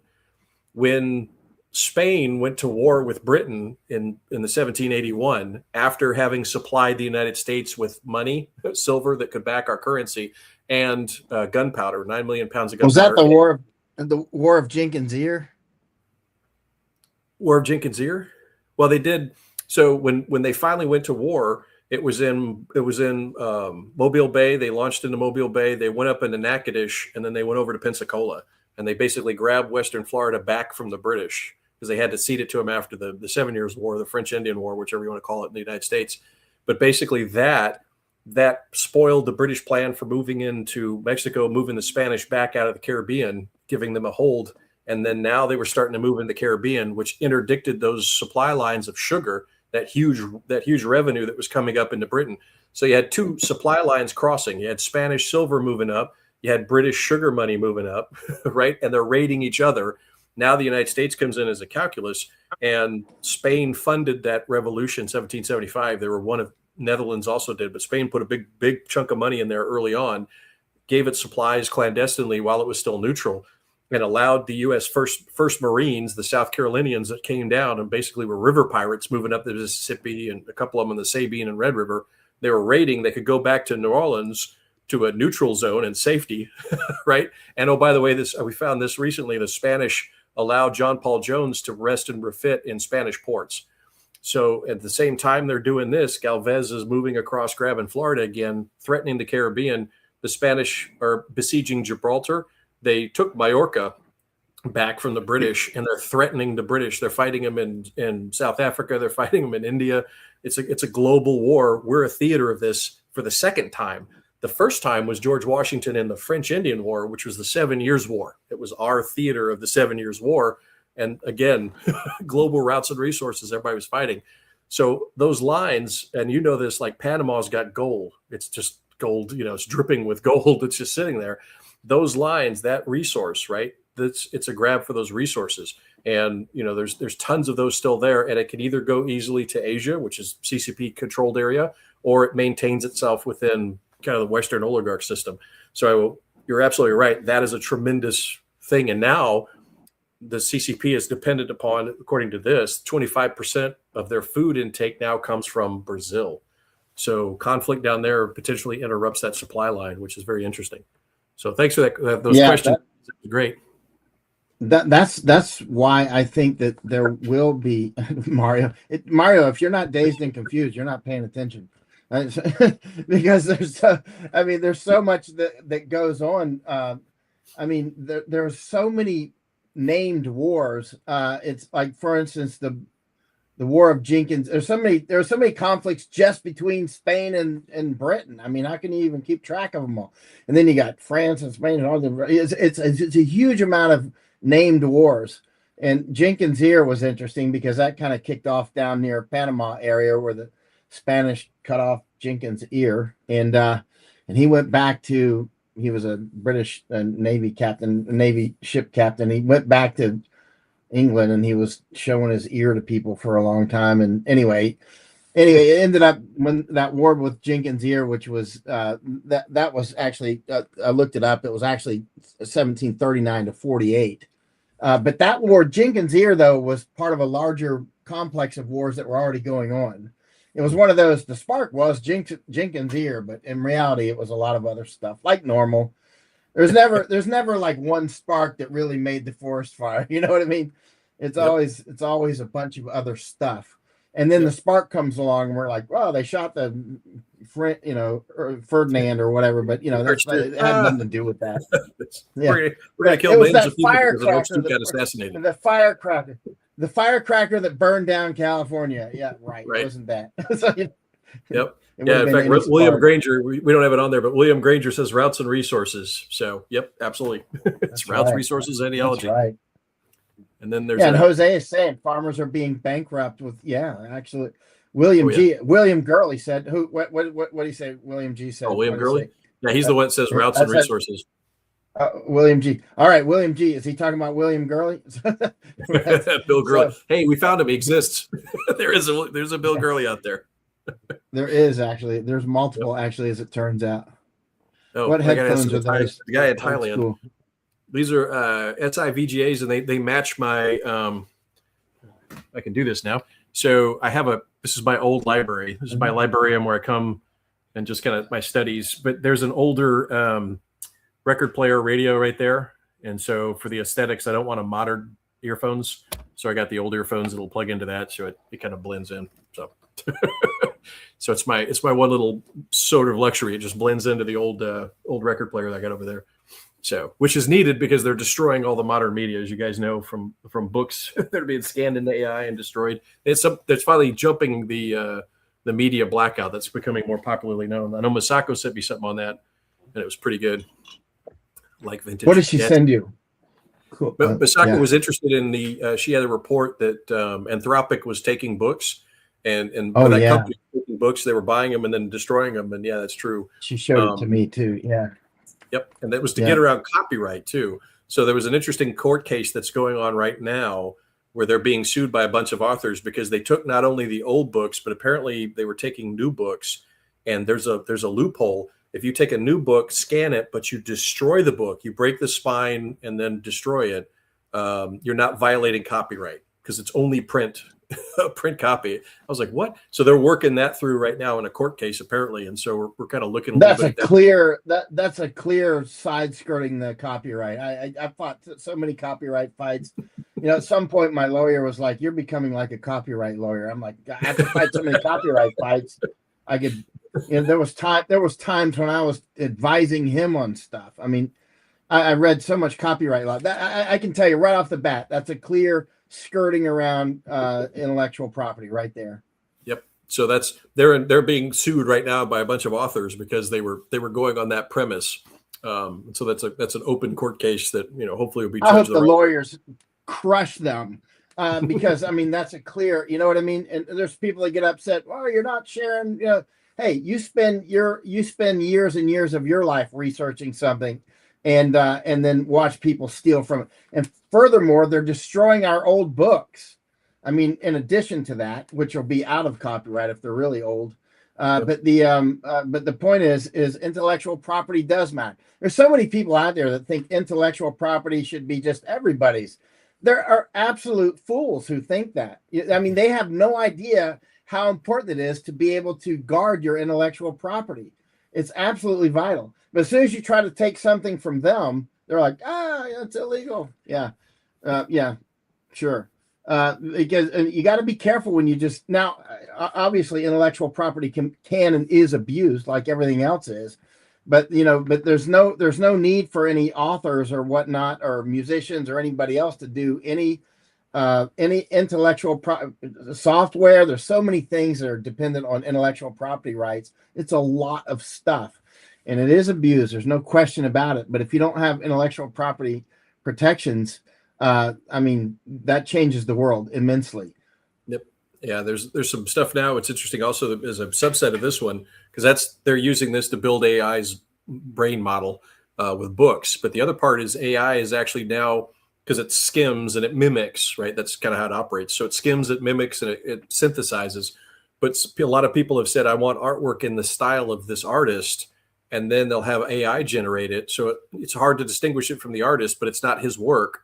But it looks just like his work. It's a style, and they're putting this stuff out there. They're just flooding the market, and they did it both in artwork and music. So there's a girl that was on, I think it was YouTube or Odyssey, but anyway, she had a very distinct style of kind of folk music that she put out, modern folk music. She put it out there. It was very, very distinctive, and she was getting direct sales and stuff. She would make her little, you could download it and contribute, and she did really well. And all of a sudden, with the variation of her name, this AI group from India just literally pushes out just tons of her that sounds like her. It's her voice. It's her music style. It mimicked it. And it's just AI generated. So she can't even keep up. It's putting out like 2 new releases a day, that you can subscribe to. And she's like, what's the point? She was relying, to get the time to sit down and play and record and write.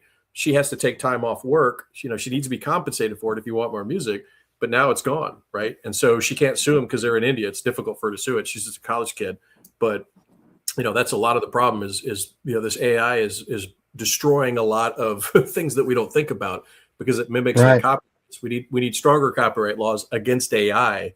And the other one was defamation. I know this is a side note, but the other case that's interesting in the AI world is there was a guy that was using AI to go out and look at trending topics, auto-generate articles, and then post it, right? So literally he's doing nothing except his name gets put on these articles, and it just generates content. That's how he got money. And one of them, there was a newspaper article about one of the local politicians, and it just generated an article with all kind of defamation in there, right? And it published it. And that's how we know what he was doing was because when he got sued for it, he's like, well, it's not me, it's AI. I didn't write this, it's AI. So it's like, well, who do you sue? Do you sue him, or do you sue the publishing, the portal that he had for the online thing? Or do you sue the AI model guy because he didn't put the brackets in there for that? Or it goes back here. So this is an interesting precedent setting case. I would think I would say that would be, first of all, go after him, definitely. And go after the company that made it. But of course, it has to be defamation first, because if they're telling truthful things that are unhappy for you, then that's just tough luck. But if it's actual defamation, like this guy recently on a private chat called me anti-Semitic and anti-Jew, and I said, "Hey, buddy, white guy, you're a white guy for starters, and that's blood libel." and you're a rich guy, you're always bragging about how rich you are. How smart is that to basically pick a fight with somebody, commit defamation? You just handed me your balls, right? I mean, seriously, you're always bragging about your portfolio. He'll probably see this. You know who I'm talking about, buddy. And you're a rich guy. You're doing defamations. Oh, throw down here in Detective Lounge. Blood libel. You're doing blood libel, literally blood libel. And you're always bragging about how much money you've got. And I've been considering how to handle that, actually. This would be a nice case, wouldn't it, to go after somebody for an abject lie, right? When you say that's genocide in Gaza, and they're like, you're anti-Jewish, you're anti-Semitic, and all these sorts of things. No, that's just genocide, right? That's just genocide, and it's amazing. But defamation is a very serious deal. People can lose their. There's people.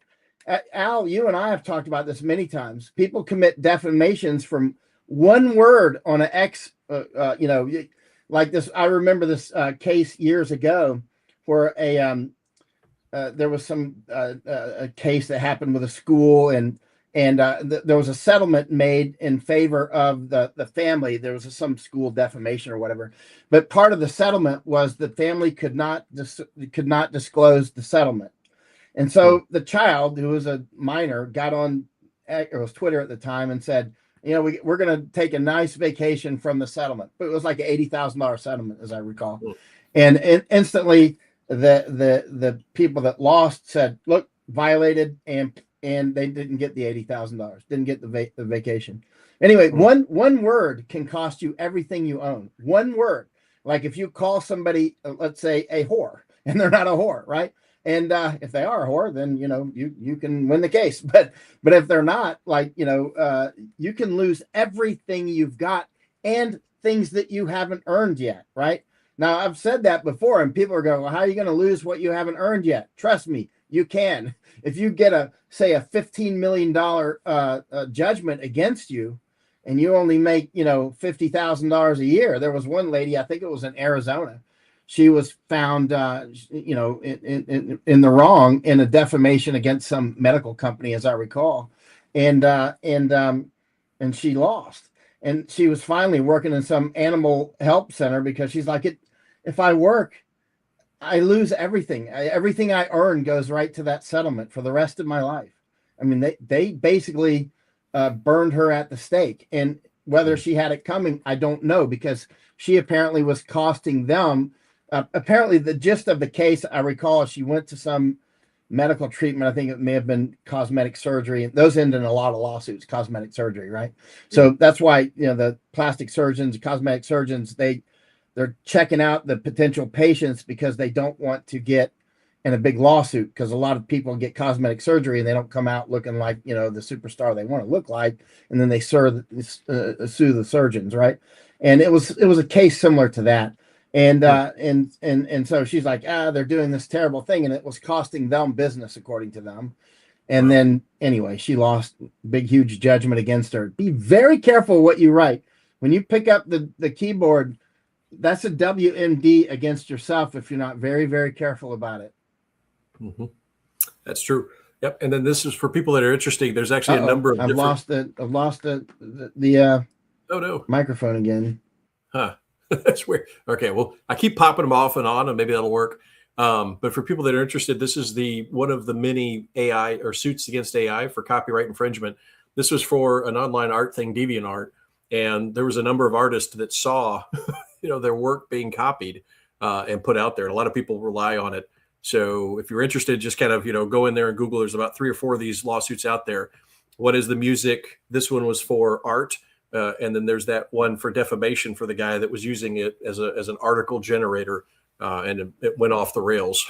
So there's a lot of these interesting cases out there to see, kind of monitor that as far as, what is AI going to be legally within our world going forward, which is interesting. And I'm curious what's going to happen to the first malpractice, right? A doctor cut off again. AI and somebody gets hurt. Okay. Do you malpractice the doctor and the AI company, or, how does that work? So it's going to be interesting.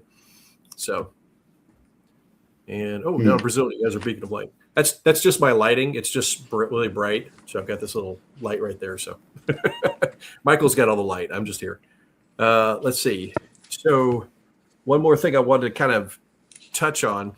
Now you're over there in Japan right now. Have you guys been following some of the stuff with the CCP encroachment? So there was two things that happened. Signal. Oh, it's off again. Oh my goodness. Pull them off. Pull them back on here. See, we don't need a beacon of light. We need a beacon of sound. You. Oh, no. How about now? Can you hear me now? So I can hear you. I can hear you good. 5 by 5.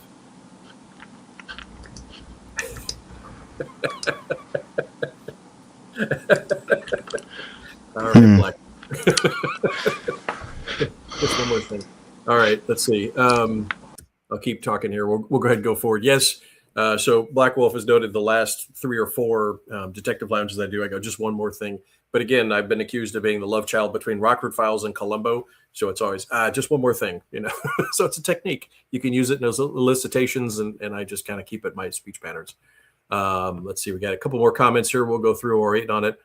AI media. Yeah. So this is interesting. The AI, well, he's on that one. We've been following a couple of them. So just on the professional side with private investigation, not the historical side, but the professional side, we have to be very careful. We can't use AI because if we ask it a question, most of the AI out there is actually publicly archived.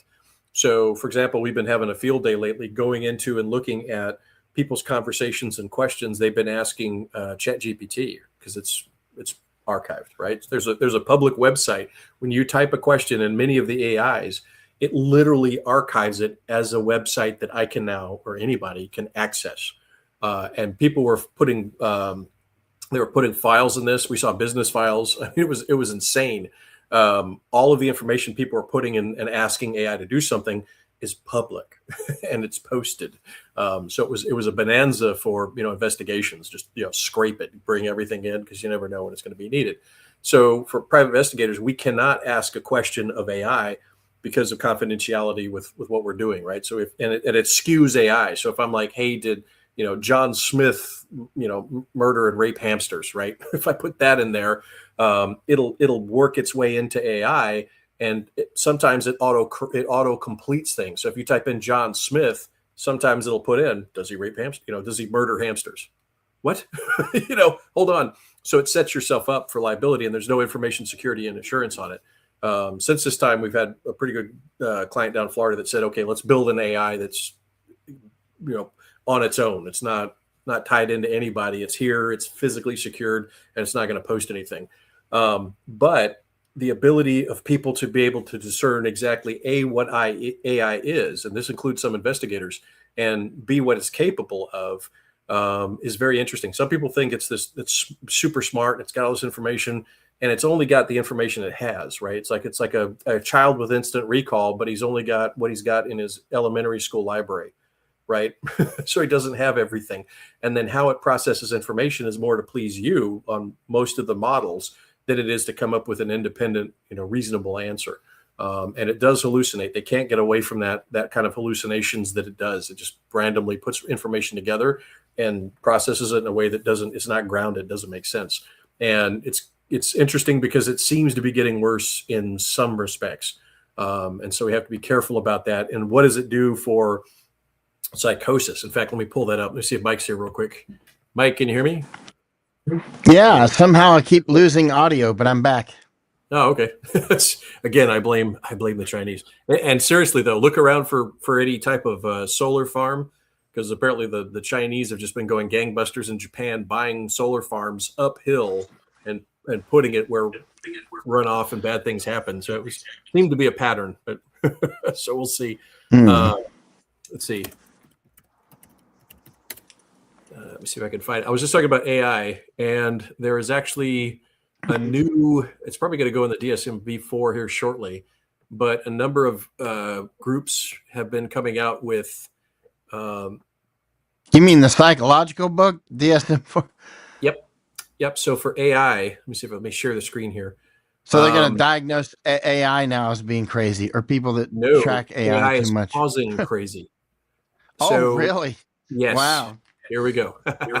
So again, all the reason that you need almost a license. I think you need like a license or something to use AI, especially Right. below a certain age. I don't even monitor how they use it like a gun, right? This is how you use it. Here's the safety. This is what you do. Never put your finger on the trigger to rate of fire. But that kind of level of, we used to have it in I remember in school, we used to have gun safety class, right? Hunter safety class they used to give just going to school.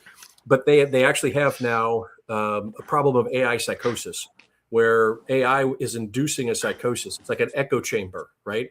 And it's feeding their, so if they have a little bit of paranoia, if they have a little bit of things that a normal person would say, hey man, don't worry about that, blow it off, drive it on, normal stuff, right? Or hey, let's talk about it, get off there.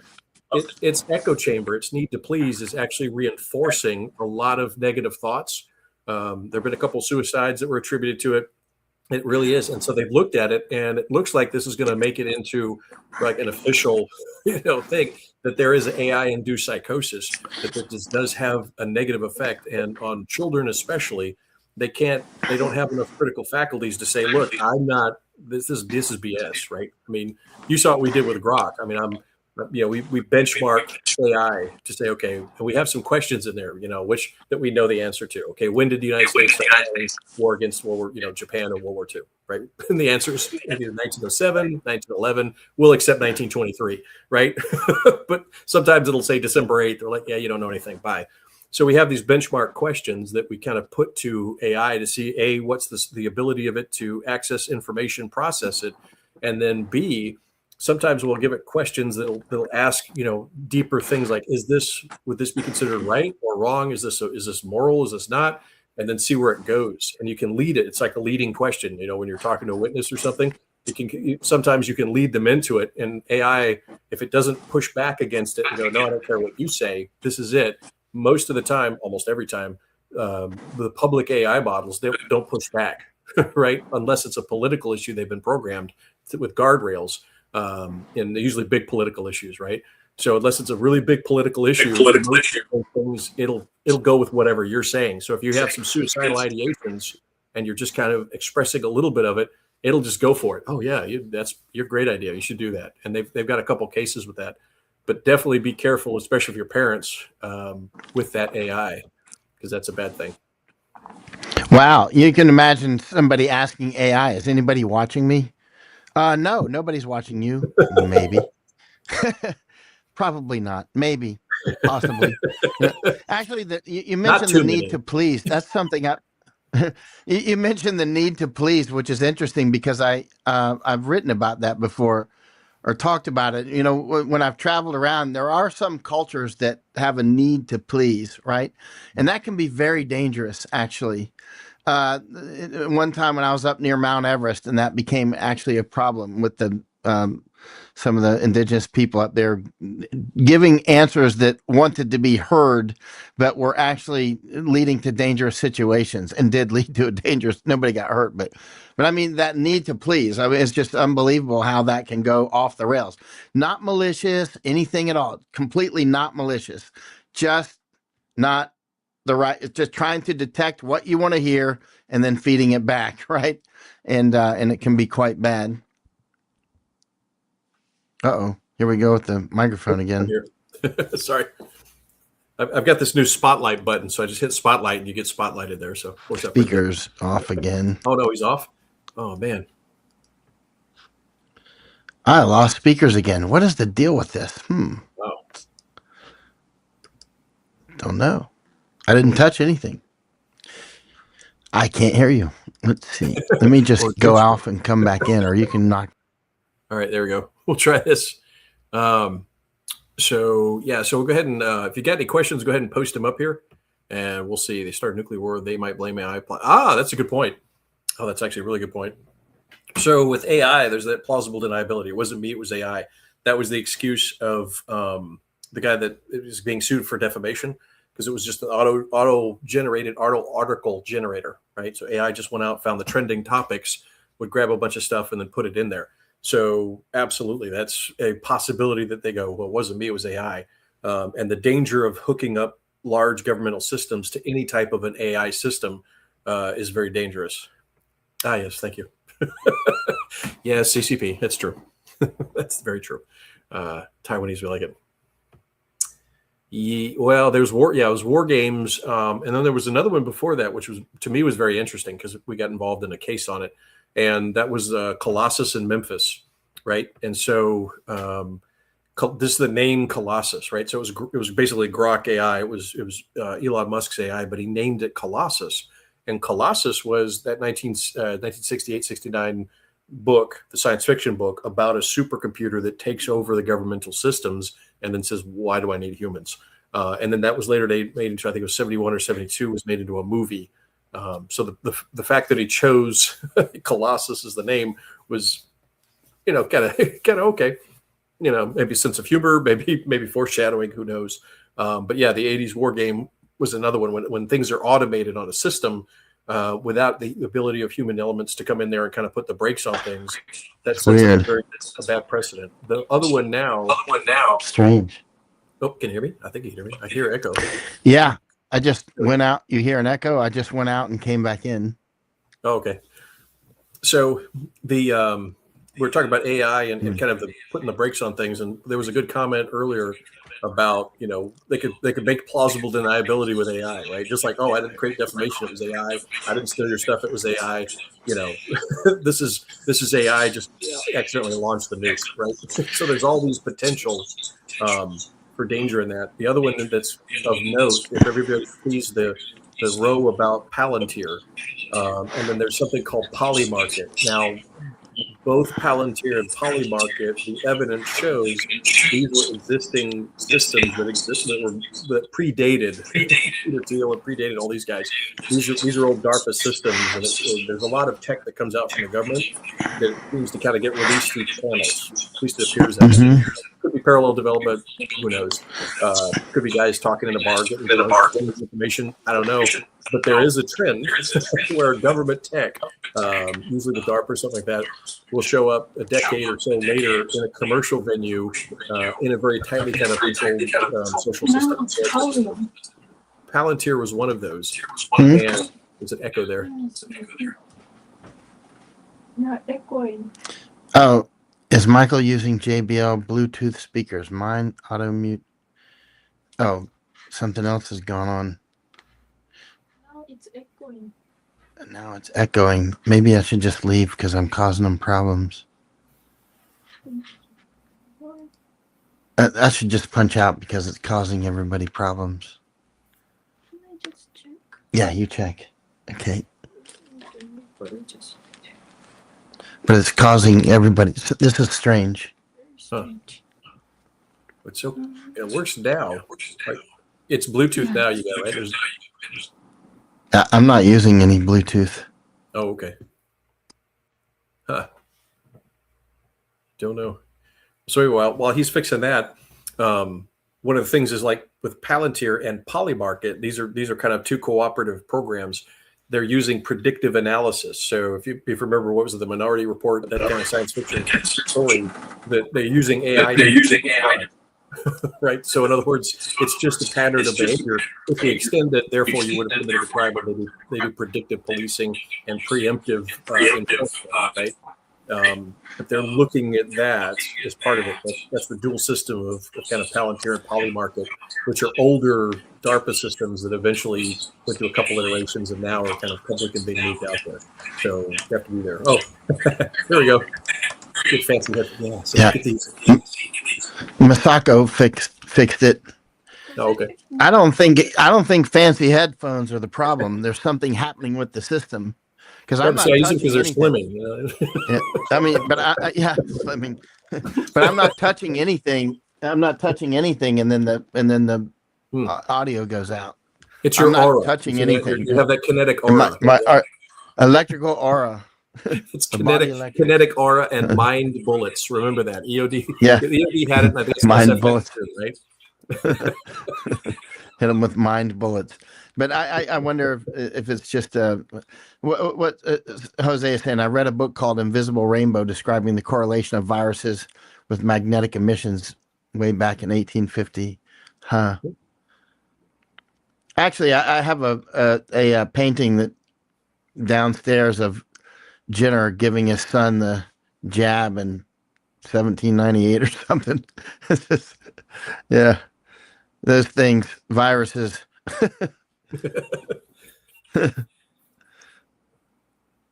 So anyway, but yeah, so that's the interesting part. Now, the final question I had for you was on Japan, because I've been seeing a couple things there. It looks like they're starting to begin to push back a little bit against the CCP encroachment. The Philippines, I think the defense minister's coming out there.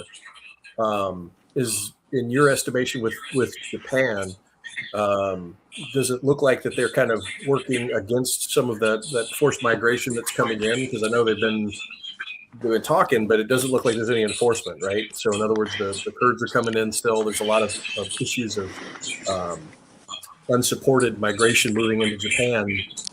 Is that still, from your read of it, is that still kind of going on, or do you have any information on all of that, or what's happening?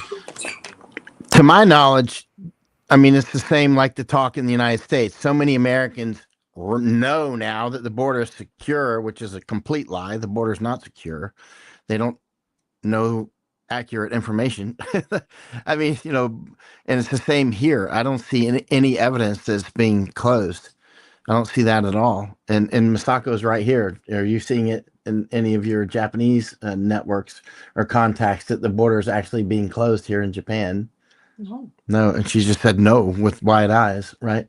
I mean, I haven't seen anything like that. And if it happened, I would think I would have noticed it within, 12 hours. And it's just likewise with the United States. If the U.S. border was really closed, I would know. I have my network's too broad. If mass deportations were going on, I would know. I spent half a day with Todd Bensman a couple of weeks ago in Texas. I mean, he's right in the middle of it. He was, Tom Homan's direct advisor until he just left the position, like, I don't know, a month ago, right? Less than a month ago. And, Masako, we're okay right now. But okay. But I would just know if we were doing mass deportations. There's no way it would escape my view. And people like Todd would tell me instantly, because his side of the aisle, you might say, is all about, hey, we're doing a great job. I'm like, no, you're not. If you were, I would know it. And it's just not happening. And you say, oh yeah, we're getting rid of so many thousands per month. I'm like, there's more than that being born. And the border is still wide open. Chinese are coming across the border in San Diego 24/7, right? And other exotics. Chuck Holton was just down there at San Diego watching Chinese come across the border, of the closed border. And Trump's like, the number of people that have come across the border in the last however many months is zero. And he's like, it's a direct lie. There was probably, 100 coming across while he was giving the speech. You know what I mean? People just buy it. For instance, like he said, 38,000 or anyway, 30 some odd thousand Americans died building the Panama Canal. And I just reach over here to my books on the Panama Canal that are original studies. And it was like, roughly more like 300. Why did you have to lie? You know what I mean? Just the canal's important. We built it. In fact, we made Panama. And as you well know, Al, you've been down there researching this quite a lot. I mean, we have reason to keep the canal anyway. And, it's interesting. I was on with Mario Nafal yesterday, but the day before that, I was watching a few videos so I could get up to speed on his stuff. And he mentioned Taiwan, and he mentioned, return of Taiwan to China, which is fake. Obviously, Taiwan was never part of China. Mario Newfall said it. Yeah, I didn't get a chance to address it yesterday because he cut off our interview kind of early. But that's a big litmus test right there. If you can't even get that right, that's a big deal. I mean, I was talking with some people. I did an interview some months ago, maybe 5 or 6 now, and and it was 3 other people on there and supposedly experts on this stuff.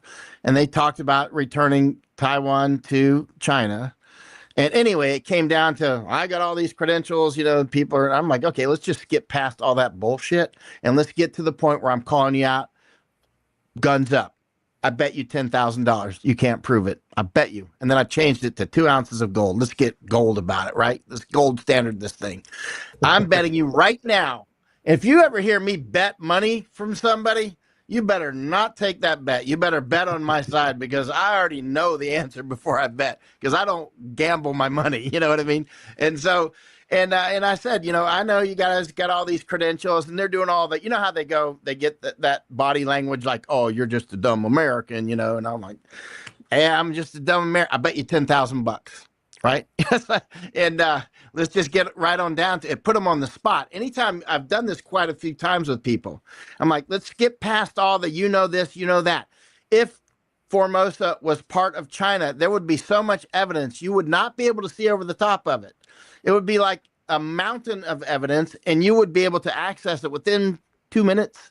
You would be right. If you're spending hours and hours and days trying to find any shred of evidence, pay me my money, right? I mean, because if it was if Formosa was part of China, it would be stunningly obvious. It just wasn't. But when you bring that up, that goes against, how it is when it comes to information war. You draw the map, you do the museums, you write the books, you make the movies, and then it becomes the truth, and it's the same, but yeah, I wish I would have had the chance to bring that up yesterday, but he cut the interview off early. Yeah, it looked like he was getting information overload, or he probably couldn't hear what the producer was telling him or something. It was interesting. But the other one is, I remember the first bet I think that I remember you did was what's her name, Laura Hillenbrand. Remember Yeah, that? that's right. I bet her $30,000 or something like that, didn't I? She's like, yeah, and it's like $30,000. I mean, it doesn't matter if I've got it in cash, right? It doesn't matter. I'm not going to have to pay it because it was take the bet, please. I'm never going to have to pay it because I'm absolutely right. What was she saying? What was that thing that Laura Hillenbrand said in her book? She said there was 100 or no, 10 to 20,000 Koreans killed on Saipan, right? The Japanese killed them. Or Tinian. Was it Tinian or Saipan? Tinian. So she went through the whole, and you're like, what the, literally that was out of where the hell is this coming from? And, you look at her footnotes, and we dug down, and it was an environmental pamphlet. And the guy looked at crematoriums and said, oh, the Japanese must have just burned the bodies here, right? But Japanese burn all bodies. They don't bury, they burn. That's their culture. It's not like the ovens. Right. This no cultural context. He was a government contractor that came down there to write a pamphlet about the environment of Tinian, and then he took off. And we had everything from the Koreans, because the Office of Bombing Preparedness the bombing survey group had tremendous casualties, like how many were dead in this cave, all of that sort of thing going through there, and nothing, right? Remember, and the Koreans even donated money to Franklin Delano Roosevelt. We interviewed him. I mean, there was so much information. World War II was probably the most documented war I've ever seen. Just nitnoid amount of information that went through there. And and she comes up and she has an environmental pamphlet from, 2004, in this thing to make her claim. And the book she wrote before was like Seabiscuit. So I'm pretty sure she was like handed this thing. And that was the other thing. Yeah. The last thing, and we'll transfer it over to you. But the story about Zamparelli, right? He had his own book, Devil at My Heels, which was written co-authored between Zamparelli himself and a Hollywood screenwriter. It was ready-made for Hollywood. It was his story in his words. He would have profited from it. But instead, they gave the story to Laura Hillenbrand, who wrote Seabiscuit about a racehorse, and they used that for the movie rather than the book written by the actual POW himself. What? And then the story from Angelina Jolie, why she got this. Her husband, Brad Pitt, made 7 years in Tibet. The CCP was really angry at the Brangelina Jolie, right? That couple. And the studio was worried about her not getting money. And she went to a meeting with producers. They handed her a series of scripts, one of which was Unbroken by Laura Hillenbrand, and then she said, "I'll produce this one," and that was supposed to get her back into good graces with the CCP. You add all those evidence points together, it was like, and she's just adding atrocity on atrocity, making stuff up to try to make this horrible thing, but it's not in Zamparelli's book. So if you want to know the story about the real Unbroken, get Zamparelli's own book, Devil at My Heels, what he wrote, and he never got, he didn't get money from the sales of the book. Laura did, right? And she's selling out to CCP. So, it's kind of sad the way they did that. Sorry. That was my rant. Yeah. How about that woman, the rape of Nanjing woman? What's her face? I have, yes. You there? Iris Chang. Iris Chang. I have her autopsy, actually. I got her autopsy. I ordered we got it for you, remember? Because you got it. So you got it. Sorry, I ordered it from you. Thank you. And day job. But yeah. Thank you, sir. And I went to Nanjing to that museum. Right. I went to the museum and there's a little statue of her and all that. But she doesn't speak Mandarin. They'll say the woman, Iris Chang, the woman who could not forget, and of course she couldn't forget Nanjing because she doesn't speak Mandarin or any other Asian language. So she just, she's what they call over here a banana. A lot of Japanese and Thai and Chinese women call women like her banana, yellow on the outside, white on the inside. She's American, right? She's hardcore American. She grew up in America just like we did. Her accent's just like ours, right? Her body language is American, right? And anyway, she was mentally ill. Her mother said that, and the things that she put in The Rape of Nanjing, which is a bestseller, and that's it became everybody's common knowledge. Of course, we know what happened at Nanjing because we read The Rape of Nanjing, which was a complete fiction. It was an information operation. But I went over there. You and I talked about it. We were in Panama City in Panama, and the sister city of Panama City, Panama is Nanjing, weirdly, or not weirdly, because it actually makes sense on a different level, right? It actually does make sense, but there's probably 1 out of 100,000 people that would understand why, and you and I are 2 of those people. I mean, it would be very rare for somebody to know why you would make Panama City, Panama, and Nanjing sister cities. But it actually makes perfect sense for future warfare. Like what happened with the lawsuits with Korea and Japan in 2019 and 20 with the judgments and all that. Not to go into that anyway. Yep, no, that's true.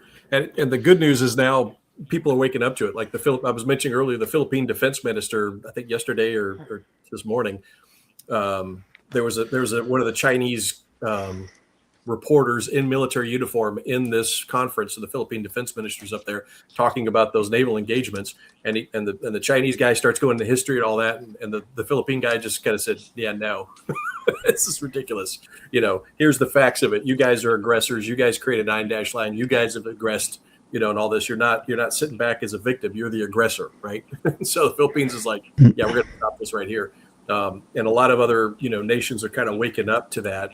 The weaponization of history that was used to radicalize and transform a lot of the groups. Right now, I think there's a lot of fallout in South Korea because they literally went so hard on the communist side, the pro-communist side, because they wanted to move away from Japan.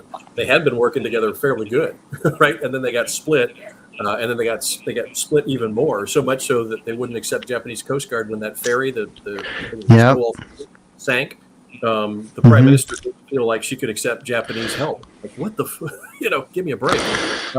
That's the level of divide that it made. And right now they have a very president that's very hard left because he arrested the previous president because the previous president was prosecuted. He was going to create martial law and basically go after Korea.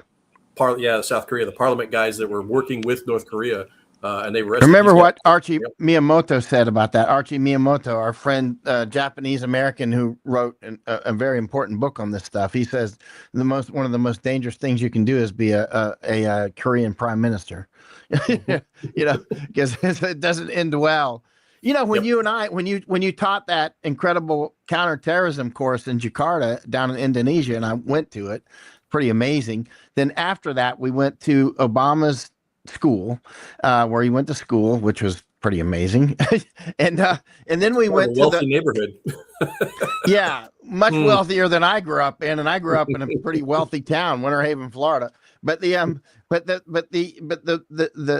then we went to the Hill of Heroes, right? And in Jakarta, basically the Arlington for the Indonesian soldiers. And now keep in mind, in the information war from Rape of Nanjing and all that, they make it sound like Japanese are hated all over Asia. And I'm like, bullshit. I've been all over Asia. I've been in across Asia far more than 99% of Asians ever will, right? It's like I spent more than 20 years here in 25 Asian countries, right? And I've been all over this place. And if there's any country that's most respected, it's obviously Japan. I mean, Japan is the most respected country. When I go to all these different countries around the world, I'll ask them, which countries do you like? Which countries do you not like? Japan is always up there. Actually, it used to be United States and Japan. And weirdly, I still get treated well as an American everywhere I go. I don't know how that's happening, but I still get treated very well. But it's always Japan and the United States have been the two countries that were the most respected. Now it's going to just Japan.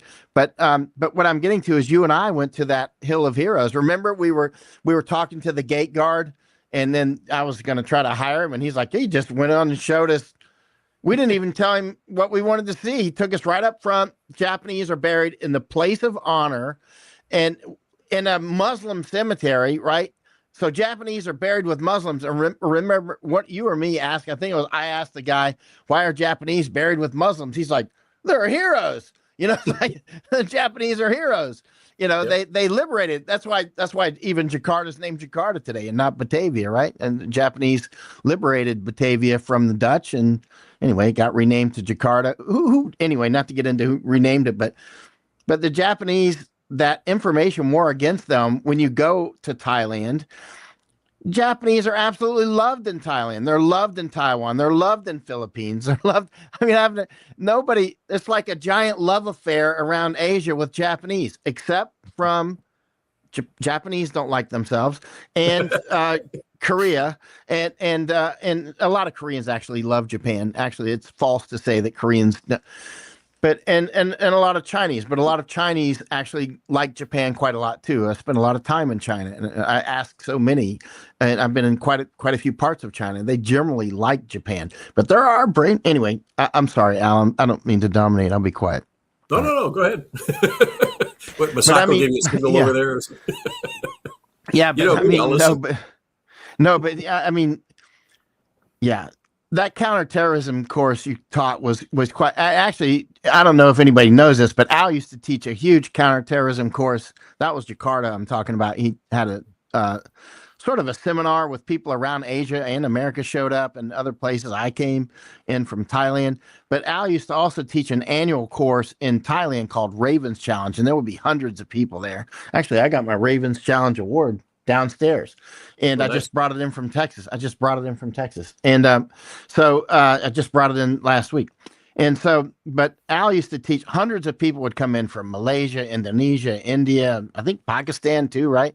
Of course, Thailand and Vietnam, as I recall. You didn't let the Chinese come. Israelis came, Americans came. I think American Navy or something came, right? American military too, right? And British, I think it was Australians, like American. Oh, that's right. You had British and Aussies, and did some Kiwis come or what? It was a lot. I mean, and it wasn't just like Al was showing some PDF slides. They were blowing stuff up. It was like plastic explosives and stuff, like really. And so because the Thai army let them, because the Thai army wanted to. Thai army is all about, or let's say the Thai military more broadly is all about sharing information and learning from each other. They're quite capable. And so Al used to have very close, I don't know if you still do, but very close relationships with. I remember we were in that Thai police station, and they were showing us the video of those terrorists that blew up the shrine there and killed about 21 people, maybe.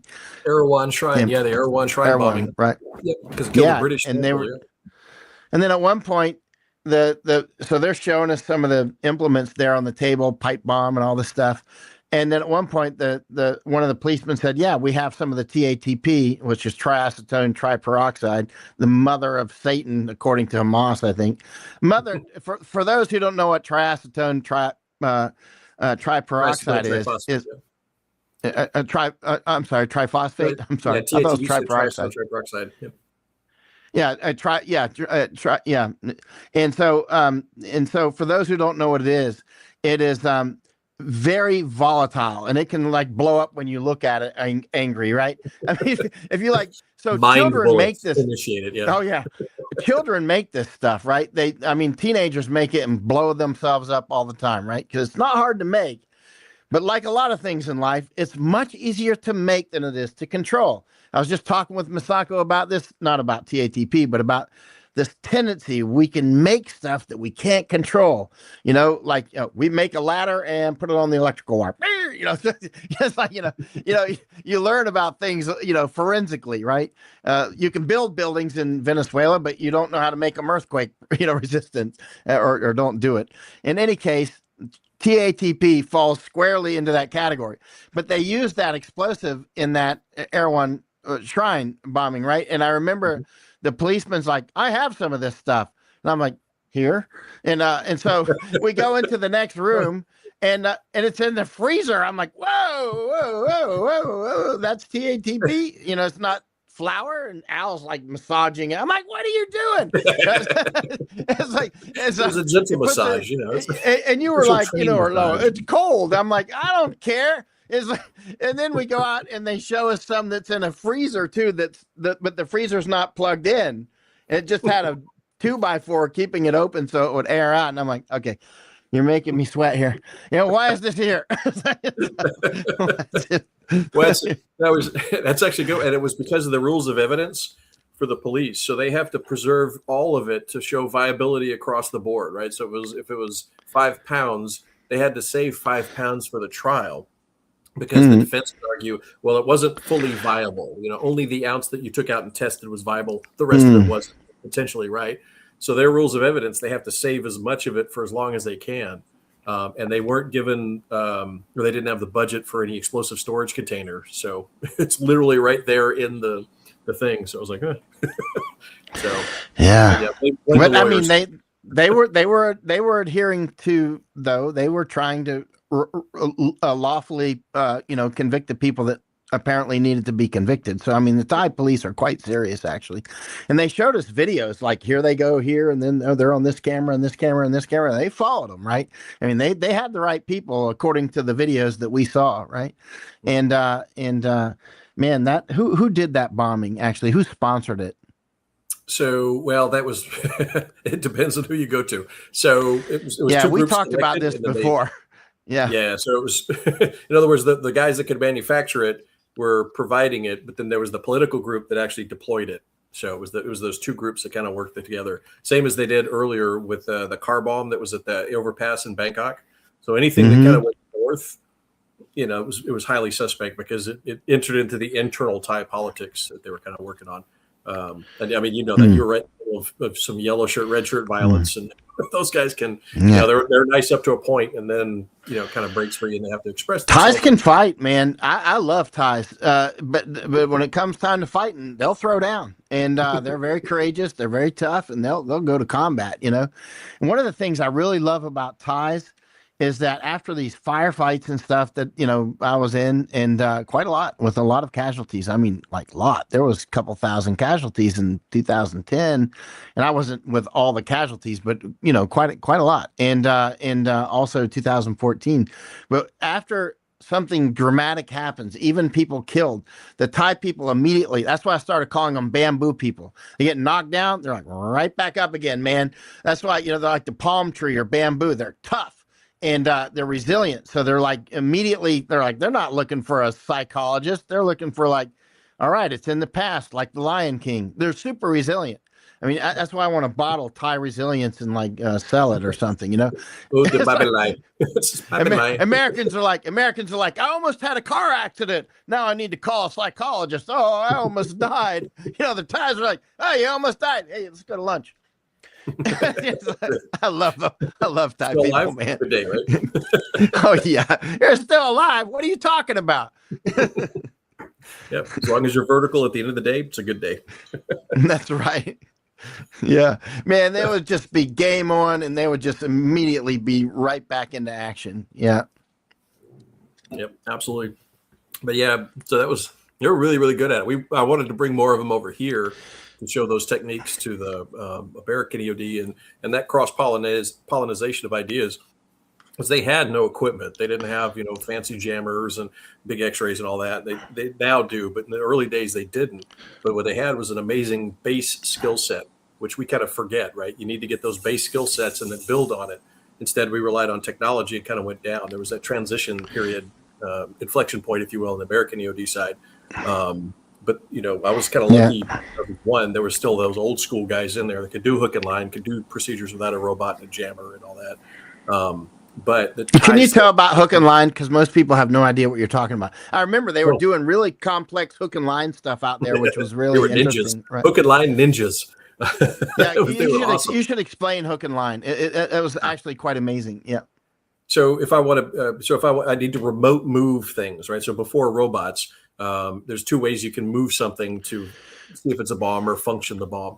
One is you walk down there, which is not a good idea, right? To move it, but you want to be away from it, right? Because every square foot reduces the blast pressure and reduces your potential for dying, right? So your best armor is distance, right? Yep, distance is the best armor. So right, distance, every square foot is another chance at life. So you want to be as far away, but you might need to do something like open the gas tank of a motorcycle, move that box, open a door, turn on a light, open a car, open the trunk of a car. You can do all that with ropes, pulleys, hooks, pliers, tape, sometimes fishing hooks. We've used fishing hooks. We can make improvised sets of hook and line. So that's the hook and line. So ropes and pulleys and things to be able to transfer your direction of pull or push, and then move up and function objects while you're way the heck away. So if it blows up, you got a chance of living. And that's hook and line. So they were very good at hook and line and improvising that, like I said, with some giant, sea hooks that they had for sea fishing. They're using those. They had some squid stuff.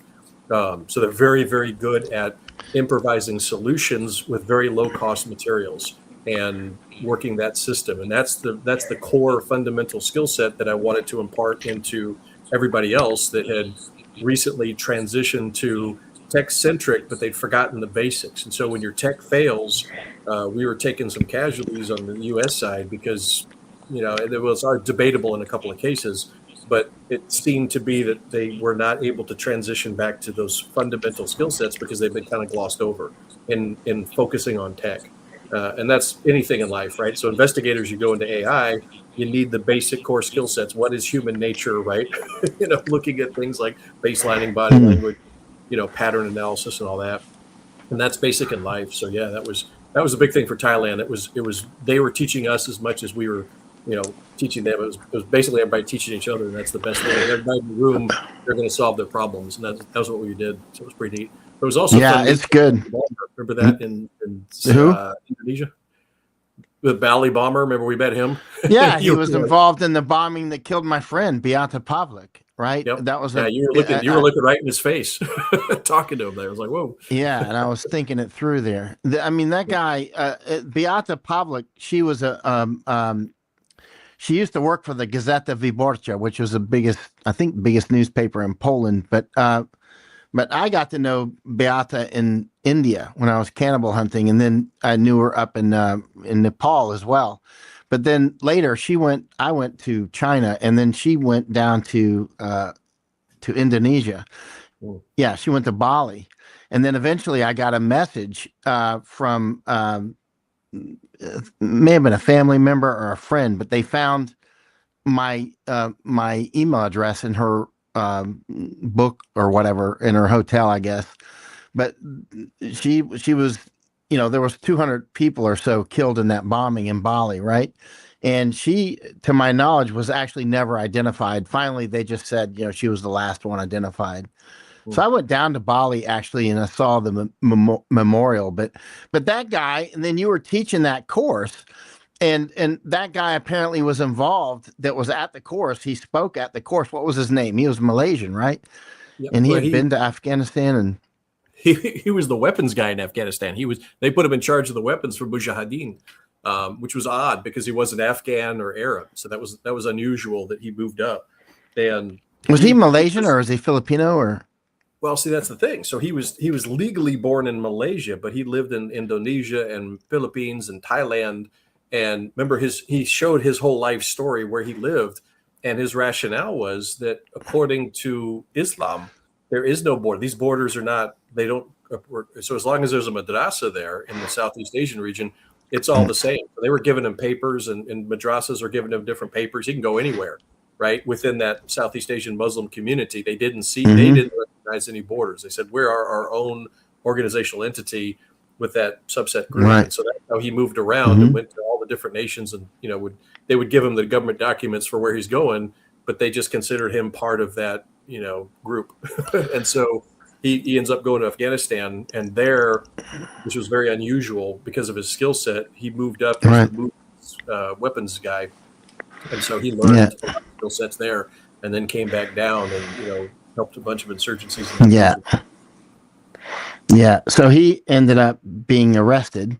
Actually, the hotel where you were teaching that conference, or at that conference, that hotel itself was blown up at one point. We weren't there when it happened, obviously, or luckily, let's say. But they blew up that restaurant where we were eating breakfast, right? Yeah, they showed the shop. security video. Remember that? The guy's coming in with flowers, the flower delivery in the back. And that's how he got through security. Right. He was doing a delivery. They showed us. They had him on video. It's like, oh, that's the guy.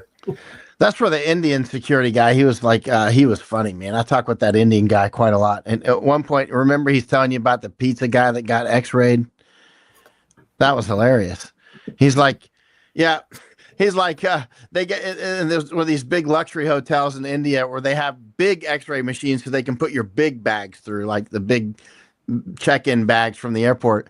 And he said some guy, was delivering a pizza, and the girl was like, I remember he said she was like texting with her boyfriend or something, not paying attention, and she just wait. So the a little guy with the pizza, because some of the Indians are pretty small, he actually gets and he's going through the X-ray machine holding the pizza. He's like, "What are you doing?" It's like, it's efficient. Two birds, one stone, right? Why separate? Just put them all there. We're forget it. Oh goodness! Did I ever tell you about the X-ray story in Romania? Oh Lord, man! I was at the airport in Romania in Bucharest one time. This is a long time ago, and so I go through, and for whatever reason, I was waiting on the other side, and I could see the screen, right? And I could see the screen, for the conveyor belt and all that, and I noticed there goes an umbrella, and I don't know why I was standing there, but I was standing there watching that screen for a while. And I was watching people go through, and I was watching the screen. I'm like, there goes that umbrella again. I'm like, there's no umbrella came through. And then I keep watching. There goes that umbrella again. They were looping a tape. There was no X-ray, man. It was just Romania. Yeah, that was something else. I'm like, okay, I guess, big security. Funny. Look at all we did today. 15 umbrella screens. There we go. Oh yeah, just watching that umbrella go through, man. Oh my goodness. It just, you never know what you're going to see next. Oh man. Let's see if there's any questions on here. Somebody says, what's the Russian missile fired into Poland? I don't know, but I wouldn't be surprised if we end up seeing Hamburg and Danish Strait hit, and and Copenhagen and places like that hit. I would not be surprised at all to see Rotterdam hit, Antwerp, and other places like that.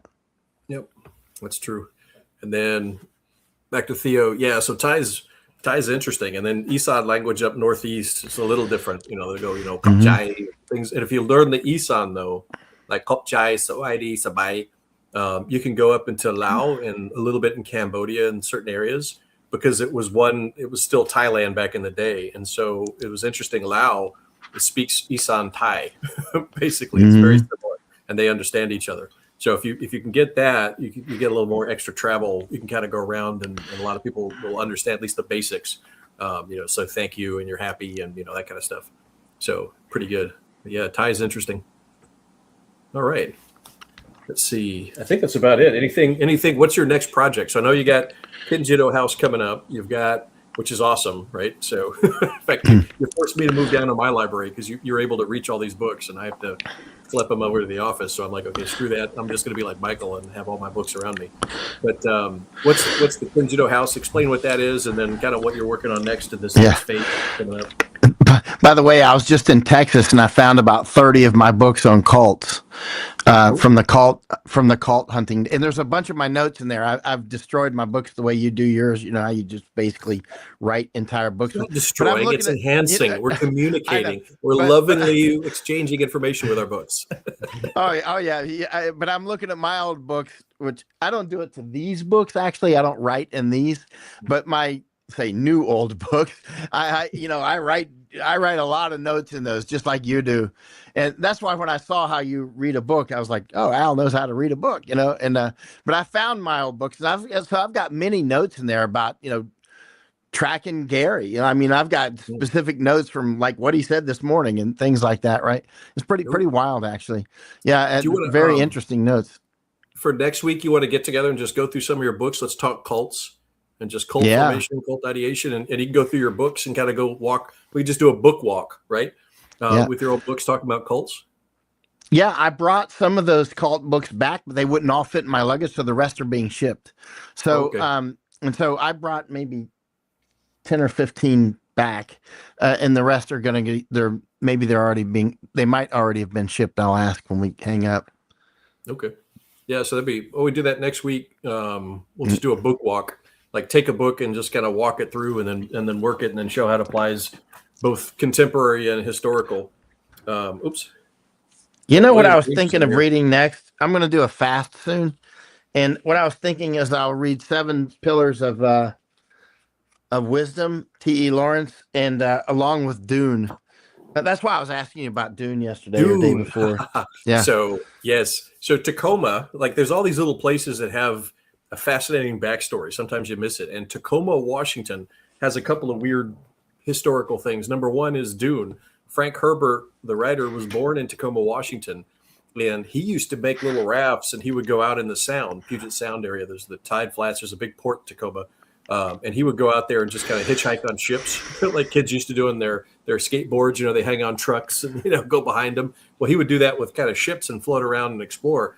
But there was a kind of a smelter that was in Port of Tacoma area, and it was just this industrial sludge and all this really, you know, gross kind of environment, heavy industrial use area.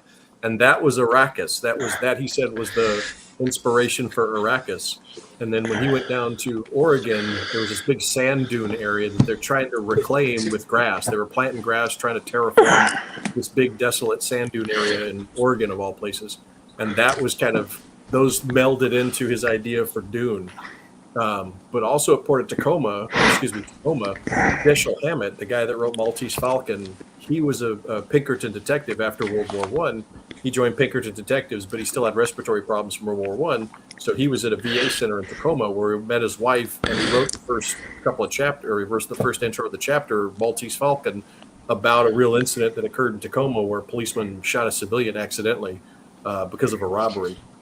But he's got a map of Japantown in Tacoma, what it used to be, and just phenomenal. So that is itself as an archive that we use to go back and figure out, okay, well, you know, now there's a UW Extension campus there, but this used to be, you know, there's still a Buddhist temple there, but where there was like a judo association, the baseball association, they had this tremendous network in Tacoma, and Hilltop was the Japanese that were here, and then there was a terrorist bombing that nobody knows about. A couple of Canadians came down in the 1940. They came from Canada down. They got a cabin, like a hunting cabin upriver, and then they got a little raft. They put a bunch of dynamite on it. They bought a bunch of dynamite, because back then you could buy dynamite easy. And they floated it, and their plan was they were literally swimming this raft up to, I forgot the name of the ship, but it was a Japanese ship that would dock in the port and take on cargo and passengers and then go back to Japan. And they were going to float it up to the ship and blow it up. Now, unfortunately, or fortunately, they weren't good swimmers. So one of them drowned. The other one got separated from the raft, and he got fished out of the Sound. They never found the raft, but they went to the cabin, And these guys had just been radicalized by all the newspaper articles about, what Japan was doing in China, and they came to America to blow up a ship in the American harbor in Tacoma on a floating raft bomb. But because they couldn't swim real well, it didn't work. So it was kind of interesting. So yeah, lots of weird history in Tacoma. It's kind of fun. Oh, there's a question there about a cult book. No, not a cult books, but cult books. Books about cults.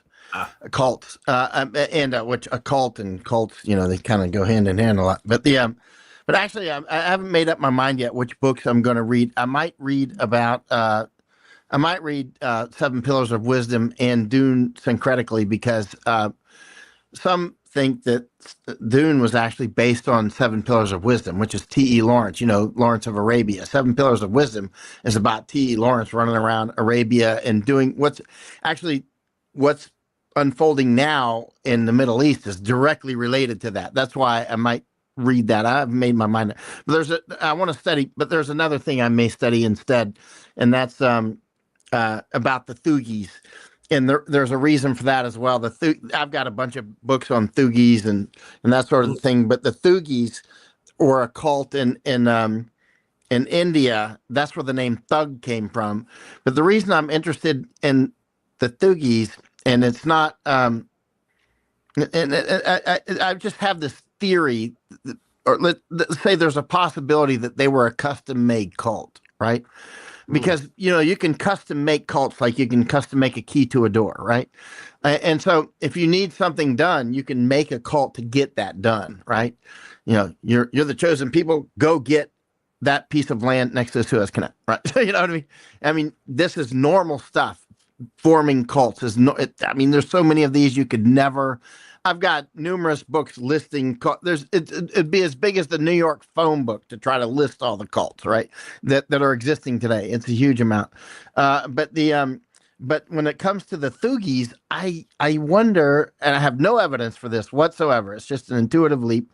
If somebody custom made that cult to steal people's jewelry from them so they could buy the jewelry, there's just little pieces of evidence I see here and there, and I'm like, you know what? Based on what I know about that region and a few other things, somebody could have custom made a cult. It's based on Kali. It's a Kali cult, but actually many people in the cult were Muslims, which Kali is obviously Hindu, but syncretically these things always mix, and it's quite interesting, isn't it? So y'all keep taking turns at having a deep dive on topics like sleeper agents. One word, we're going down the rabbit hole. Yeah, we there's so many rabbit holes. We're like a prairie dog field of prairie dog holes. There's something, because we study so much stuff and we run around the world doing so much stuff. There's a lot of holes we can jump down. But these Thugis, first of all, I think the Thugis were called the Deceivers or the Stranglers, and because the British say they killed like 3 million people. There's actually a book about them called The Deceivers. I mean, not a book, a book about them. I mean, a movie I think it's called The Deceivers. It's worth watching, especially the more you know about the British East India Company. If you watch that movie, I think it's called The Deceivers. It's from like the 1960s, I think. But if you watch it, if you don't find it, tell me, and then it'll have a different title. But just look up, movie about the Thugis, right? And it's worth watching, and you'll see that the British soldier that goes undercover to go after the Thugis was he worked for the British East India Company. They actually say that in there. So this book is by General Charles Harvey. But there's I've got a couple other books on Thugis here, several actually. And like here, this guy, Slayman, he was one of the commanders that went against them. He was one of the British commanders that was going against the Thugis. Rambles and Recollections of an Indian Official. Yeah. Sleeman. But the Thugis, there it is. That one right there. The Deceivers. Watch that movie, especially with your knowledge of the British East India Company, and you'll hear them say, I think that the Thugis actually still exist, and I have reasons to suspect that. So here's more from Slayman, Rambles and Recollections of Slayman. But I just, the more that you understand how cults operate, you're better off, because we have to do, after 9/11 happened, and and of course at that time I thought Al Qaeda ran into the buildings with the jets, and I thought, well, it's time to actually really double down and study cults, like really study them. Of course, later now I think it was a different cult that may have been related, right? The Zionist cult, right? It may have some other cult, right? But but cults is cults. Cults are all over the place, and it's extremely important to understand how cults operate. It's as important as studying mathematics, right? If you want to understand things that are going on in the world, like when I was doing this interview yesterday with Mario Nafal, I think he doesn't understand the depths of how important it is to study cults. And without that basis, that's like a broth of knowledge that you need to understand a lot of this war stuff. And if you haven't studied cults, you're like blind to that. There's this thing called artillery, and there's these things called missiles. You know what I mean? It's like not knowing about missiles and artillery and actually B-52s and jets and submarines. I mean, you have to understand as much as you can possibly understand about cults. So after 9/11, that's when I went to India and I started studying cults, but I specifically being with my personality, I went to the most intense cult I could find, which was Agor, right? And it's also, there's a reason to do that. When you go for the most intense that you can find, their characteristics more pop off the page, right? Like when you go to war, or let's say you go with special forces guys instead of regular soldiers, right? The characteristics pop out because they're more pronounced. So when I was studying those very intense Agoris, and they're cannibals, and people are like, oh, you were studying cannibals. I was, but actually what I was studying was cults. And I was studying cults because that's a key component of everything that's going on around us, like war, right?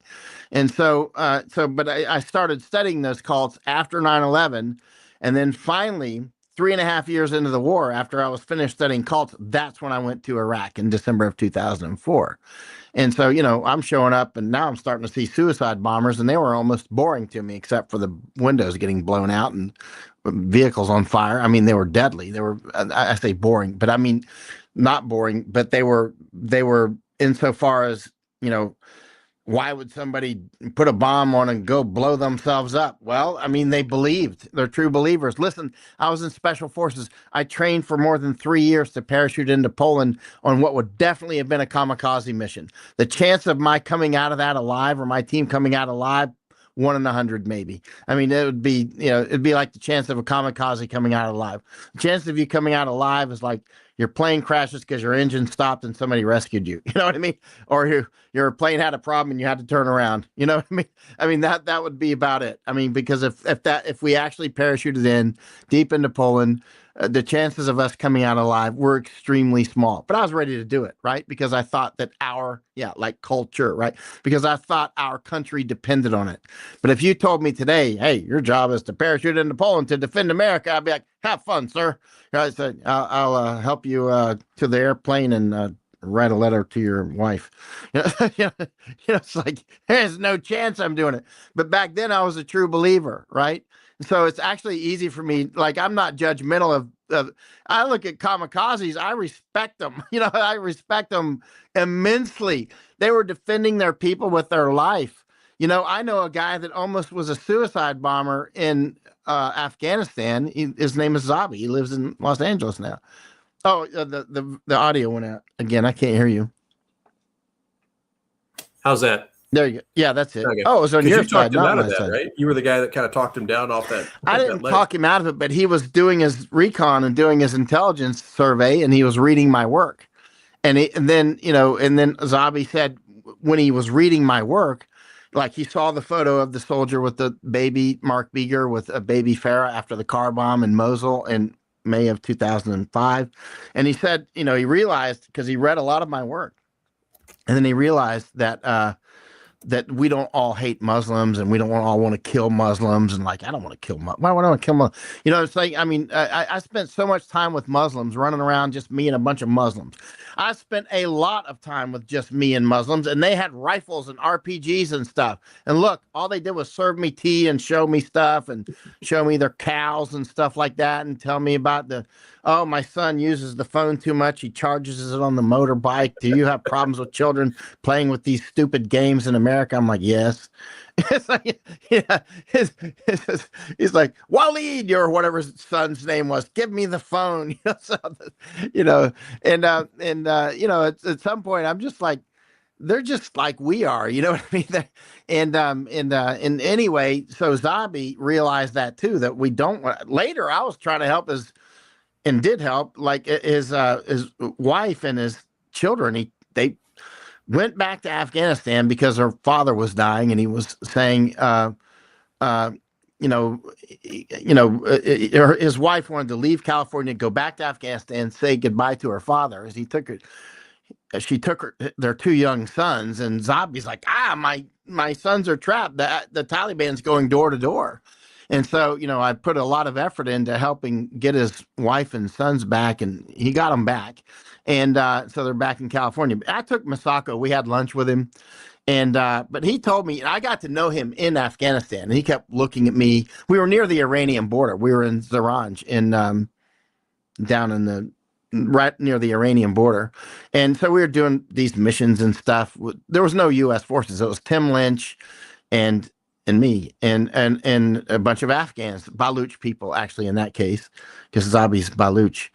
Baluch will be some of the people fighting Iran right now, by the way. And so, you know, Zabi, he kept looking at me, and we did these very interesting things out there. And finally, I'm like, hello, you keep looking at me, or something. Like, he goes, you saved my life, or something like that. I think he said, you saved my life. And I'm like, how? And I was like, and then he started to tell me, I almost wore the bomb. He said that. He said he almost wore the bomb.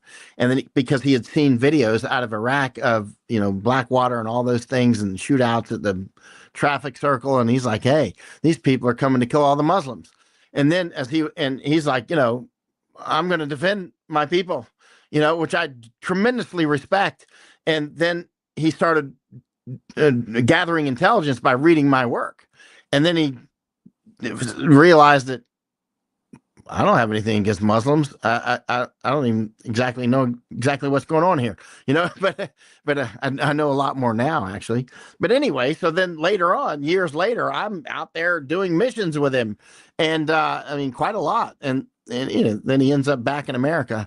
At one point, I called him on the phone a few years ago. I was like, Zabi, how do you like American food? Well, maybe 10 years ago now. And he's like, oh, you have a lot of food here. I was like, yeah, but what do you think about it? He's like, oh, it's, you know, it's very affordable. And I'm like, come on, Zabi, get to the point. You know what I mean?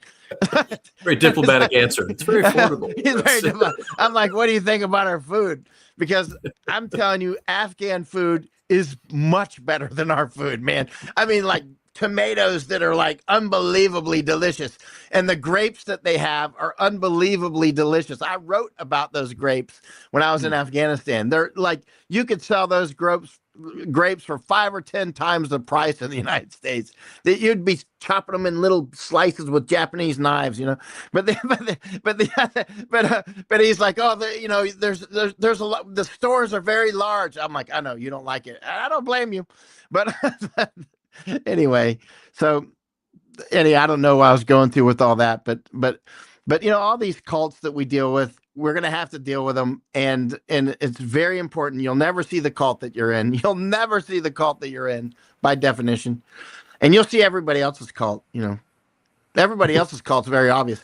And as soon as you ask somebody to define a cult, if you ask me to define a cult, I'm going to gerrymander the definition so that I'm not in a cult. Okay, we got a skirt right here. No cult member can have the initials MY. It's just not going to happen. You're in a cult. I'm actually going to start an people who shave their head cult. are not in cults. Right. Oh yeah. I'm going to start an anti-cult cult. Right. I told a Japanese guy that recently. He was laughing. I was like, It's no, like seriously, Antifa. It's like, wait, what? Antifa, the greatest Contradiction fascist terms. of Okay, all. let me get this straight. But anyway, I suspect that the Thugies just suspect, I have nothing to base this on really, that Hmm. we're a custom made cult. And if they were, I think it will pop out in these books. So I might read that when I'm fasting. Let me think it through. That's I very might read fascinating. T. Lawrence. I'd be very interested in that one. You want to do that one next week then, or what topic you want to hit next week? Oh, I would need to read these first. But if you want to talk about cults, we should always talk about cults because cults are things that everybody has to deal with. And Right, like 'cause I for was looking instance, at, when they were doing the jab stuff, they were trying to create an Insta Flash cult, jab, jab, jab, and it worked. I mean, they not trying. I mean, a Flash. Oh, look at cult, the dancing. You know? I mean, all the symbolism of the dancing, the nurses doing the little, it's like, what is going on?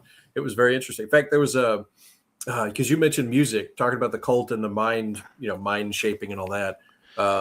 We got contacted by someone that was looking at their daughter going into a music festival. And one of the things that we found, remember the butterflies that kept showing up at the, like every Comfort Women's Yeah, event, that's right. I forgot Remember about that. Yeah. Yeah. So butterfly symbolism, tended to mark certain things. And it had two meanings, one of which is a transition. You go from a caterpillar to a butterfly. It's metamorphosis.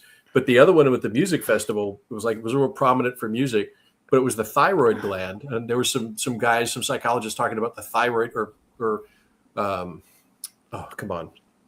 anthropologists that were talking about the thyroid gland is in the shape of a butterfly. So some cultures are putting thyroid gland, and that was the gateway to your emotions, right? And so you have the music and the thyroid. And so that was like a symbolism was a significance for the thyroid as a gateway to your emotions, as a gateway to your mind, right? To into the emotion or into the mind via emotion.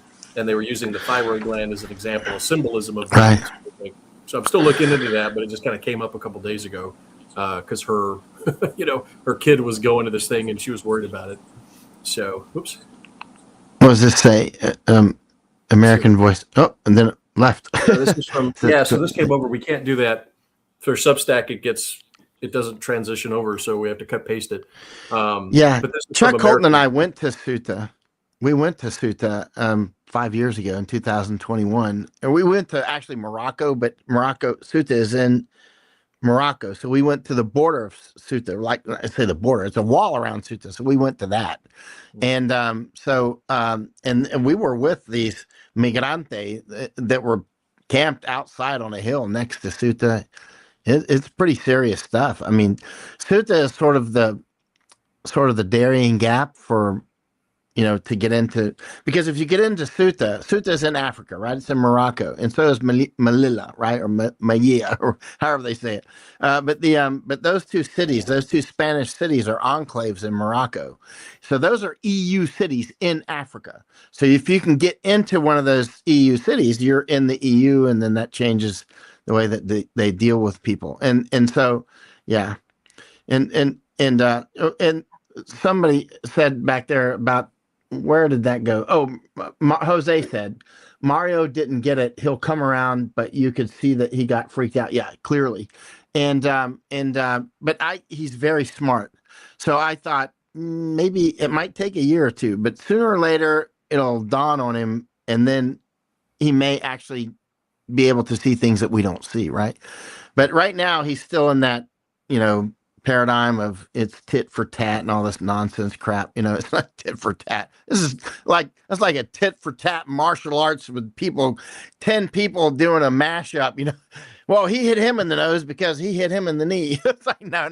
They're trying to kill each other, dude. It's like, But we talked about it before. It's like a guy describing the Normandy invasion, right? And so he pulled his pistol out and he was sending 45 calibers downrange, and suddenly there were 3 9mm that went this way. So we responded with a 303 and our M1 Garand. Right. Why do you even see? It's silly, right? Let's talk why do we have Normandy? What's it doing on an operational, strategic? And he's worried about the caliber getting sent over, and it's like a. But notice the MSM though, mainstream media is going, oh, tit for tat.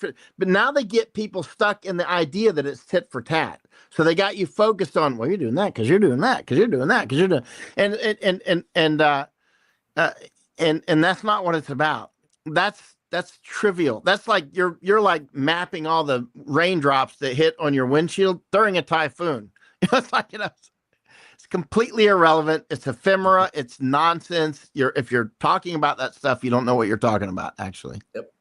And then this one, it's like 3-part message. It comes from American Voice, but she had the first part says, sorry guys, quick message. MSM is saying it's Ceuta, it's just Ceuta, the enclave of Spain, that is experiencing thousands upon thousands of military-aged men. Continued, it says, no, they've been landing the past few days in mainland southern Spain and Portugal. Also, massives and hundreds of wildfires have been set simultaneously in Spain, Portugal, France, Greece. And then she says, Michael, you were right all along on this. That's total war, and they're going to do it to the United States. It's not finished with the United States. Orange Fungus, when he says things, he's saying that the border is closed. The border is not closed. Period. It's just not. Full stop. It's just not. Go down to San Diego and look. If you're in California, drive down there and look. Go down to anywhere in the border. Go ahead. Yep. And then one more thing, don't forget there's 2 borders to America, actually multiple. The other one is up in Canada. And then there are drug flows coming. In fact, the Canadians in the U.S. and Canadians just busted up a trucking ring that was coming through, right, with a lot of cargo trucks and some of those more remote crossing points over in Idaho and ports east for moving drugs down there. And then there's a lot of shipments on the northern border, which is even more kind of open in some ways and porous than the southern border. So that Canadian border is just as important. And then we had another guy I worked with for a long time. He went out to Saipan, kind of retired out there, Tinian Saipan area.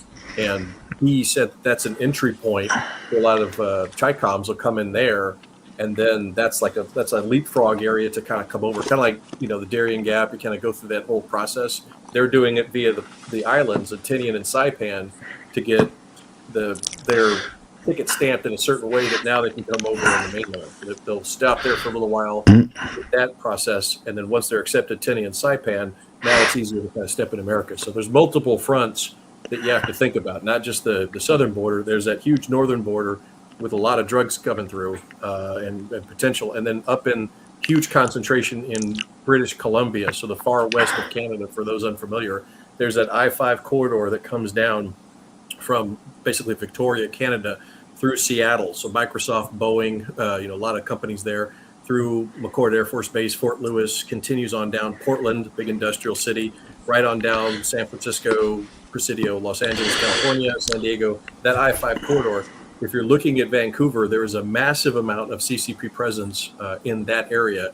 It's huge. So Canadian, as you know, went up in Vancouver, massive drugs and massive CCP presence up there. So that's a big vulnerability. So not just southern border, northern border, keep your eyes open on that one and see, the drug trafficking moving in, illicit weapons moving in, illicit materials and personnel.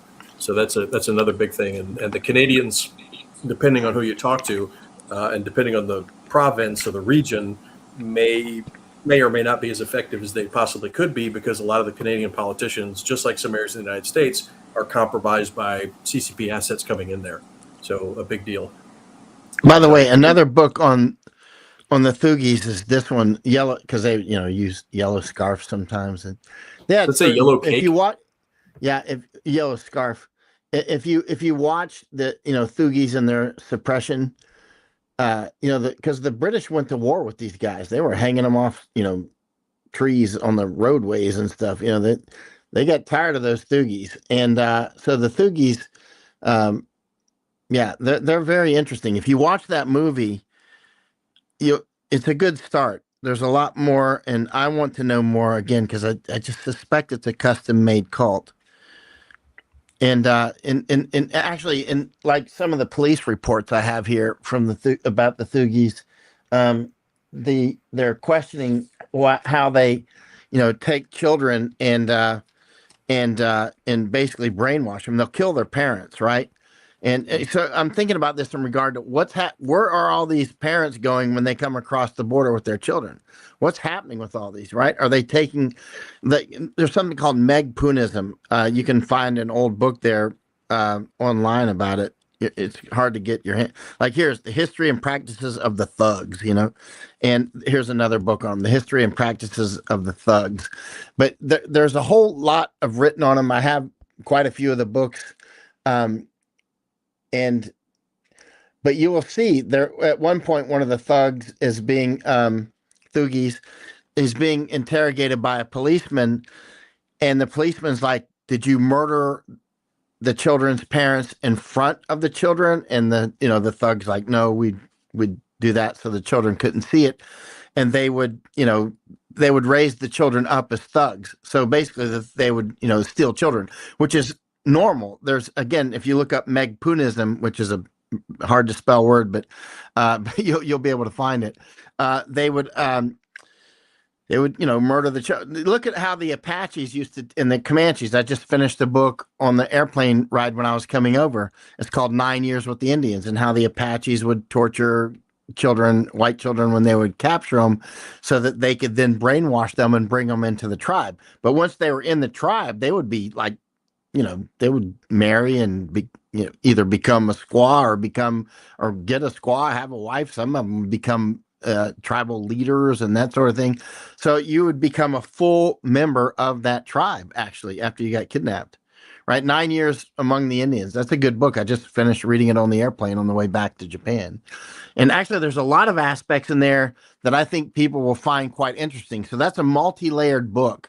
One is, talks about how how he, you get kidnapped and brainwashed, and then he goes and he's fighting white men and scalping Mexicans and everything else, right?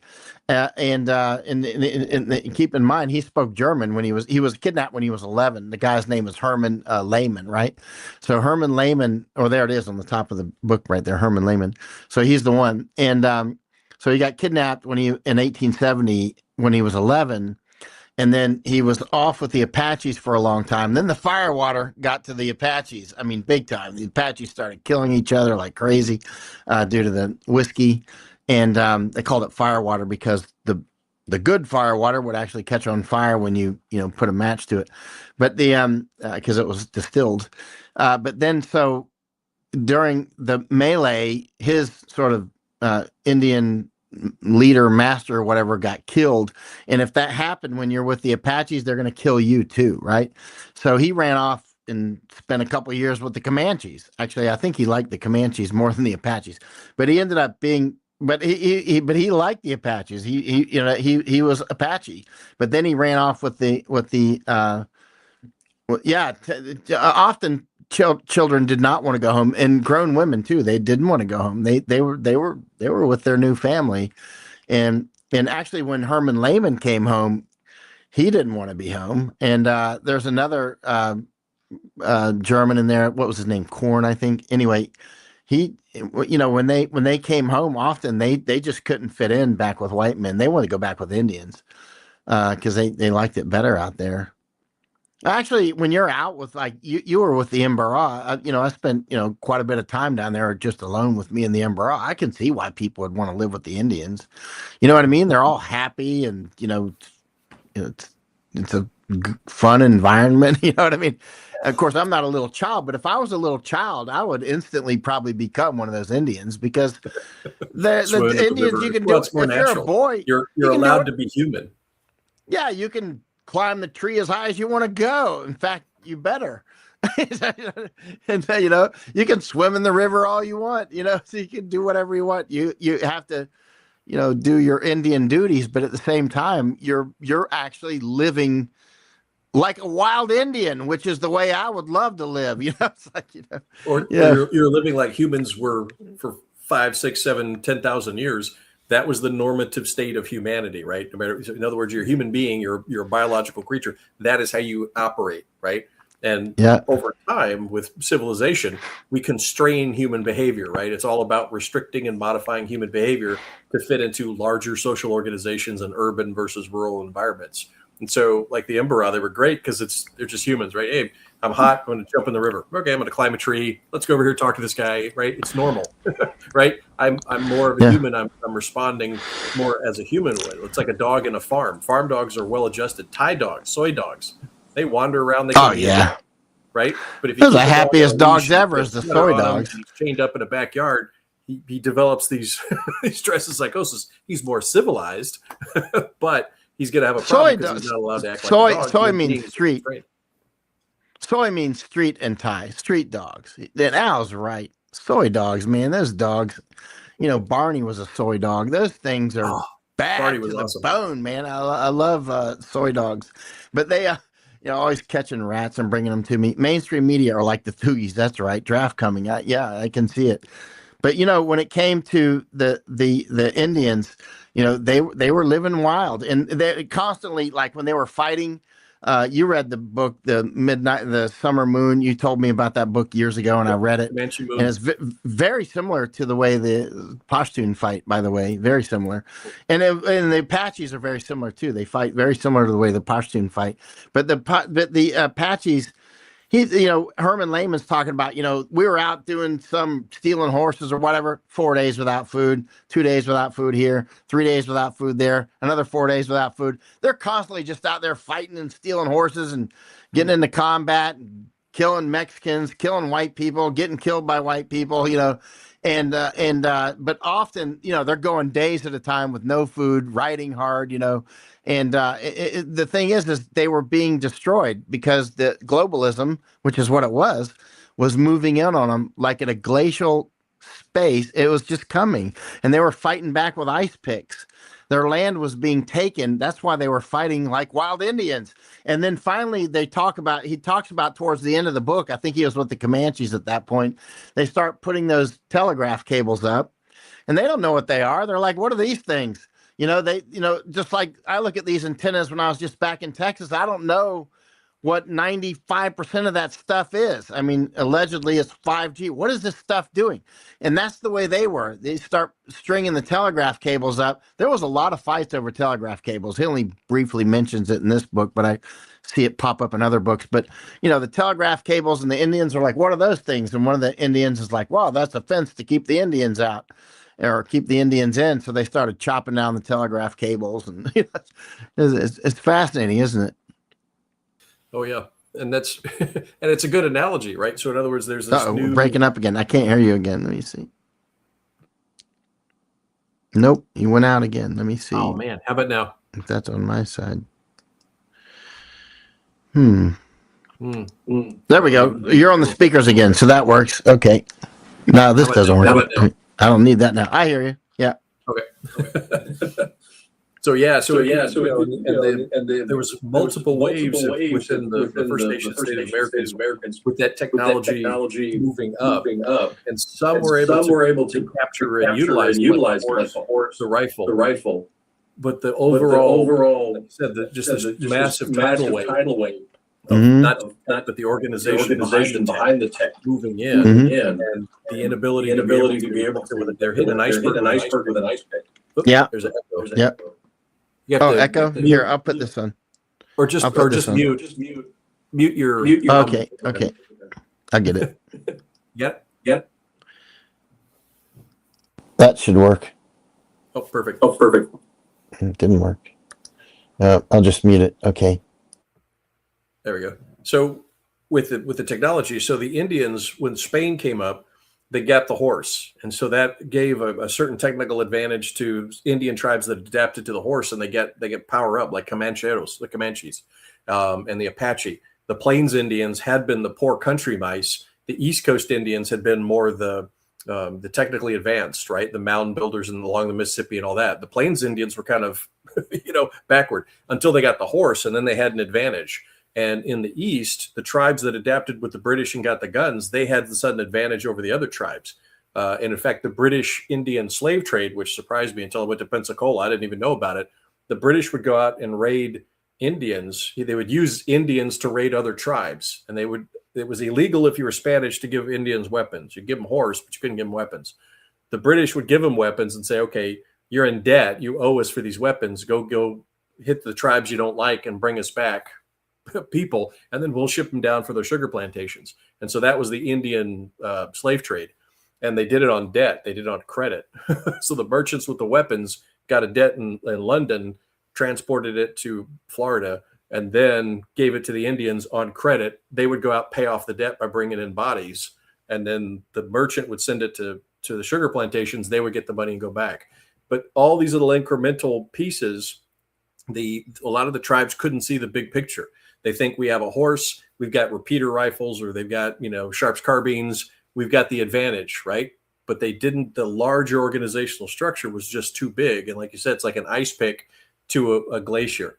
You just can't do it because the big picture wasn't there. This massive tsunami of all the tech, the railroads, the telegraph, the massive migration, of Westerners moving in was just too. It was too large, and even though in tactical they outfought a lot of people. In fact, that's how the Texas Rangers got there. They came from Comanche Moon because these guys were phenomenal horsemen. The Comanche could raid over a couple of states, and they could fire from horseback. The U.S. cavalry, up to a certain point, that was in charge of trying to protect people from the Comanches, they would dismount to fire.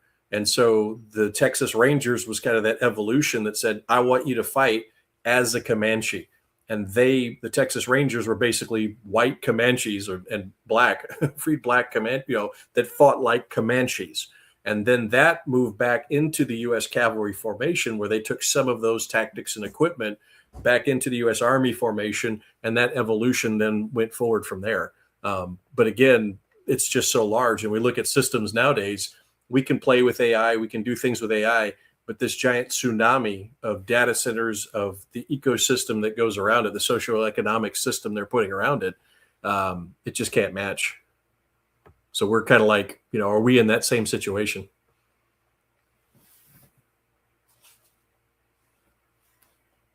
The thing, yeah, okay, how's that? Yep, perfect. Yep, perfect. Yeah. I mean, what you're saying is it's so large that they, can't see it, right? You can't see it because it's so large. It's too big to, and which was a thing that Mario was dealing with when I was talking with him yesterday. He can't. Actually, it's easier to see if you step back. Actually, it gets simpler when you step back. It's not more complex. That's the weird thing. The weird thing is you might go, well, it's bigger. It must be a lot more complex. Actually, it's a lot simpler. And like predicting a war with Brazil and Argentina is actually kind of simple. It's actually quite simple to predict that. And so, but anyway, what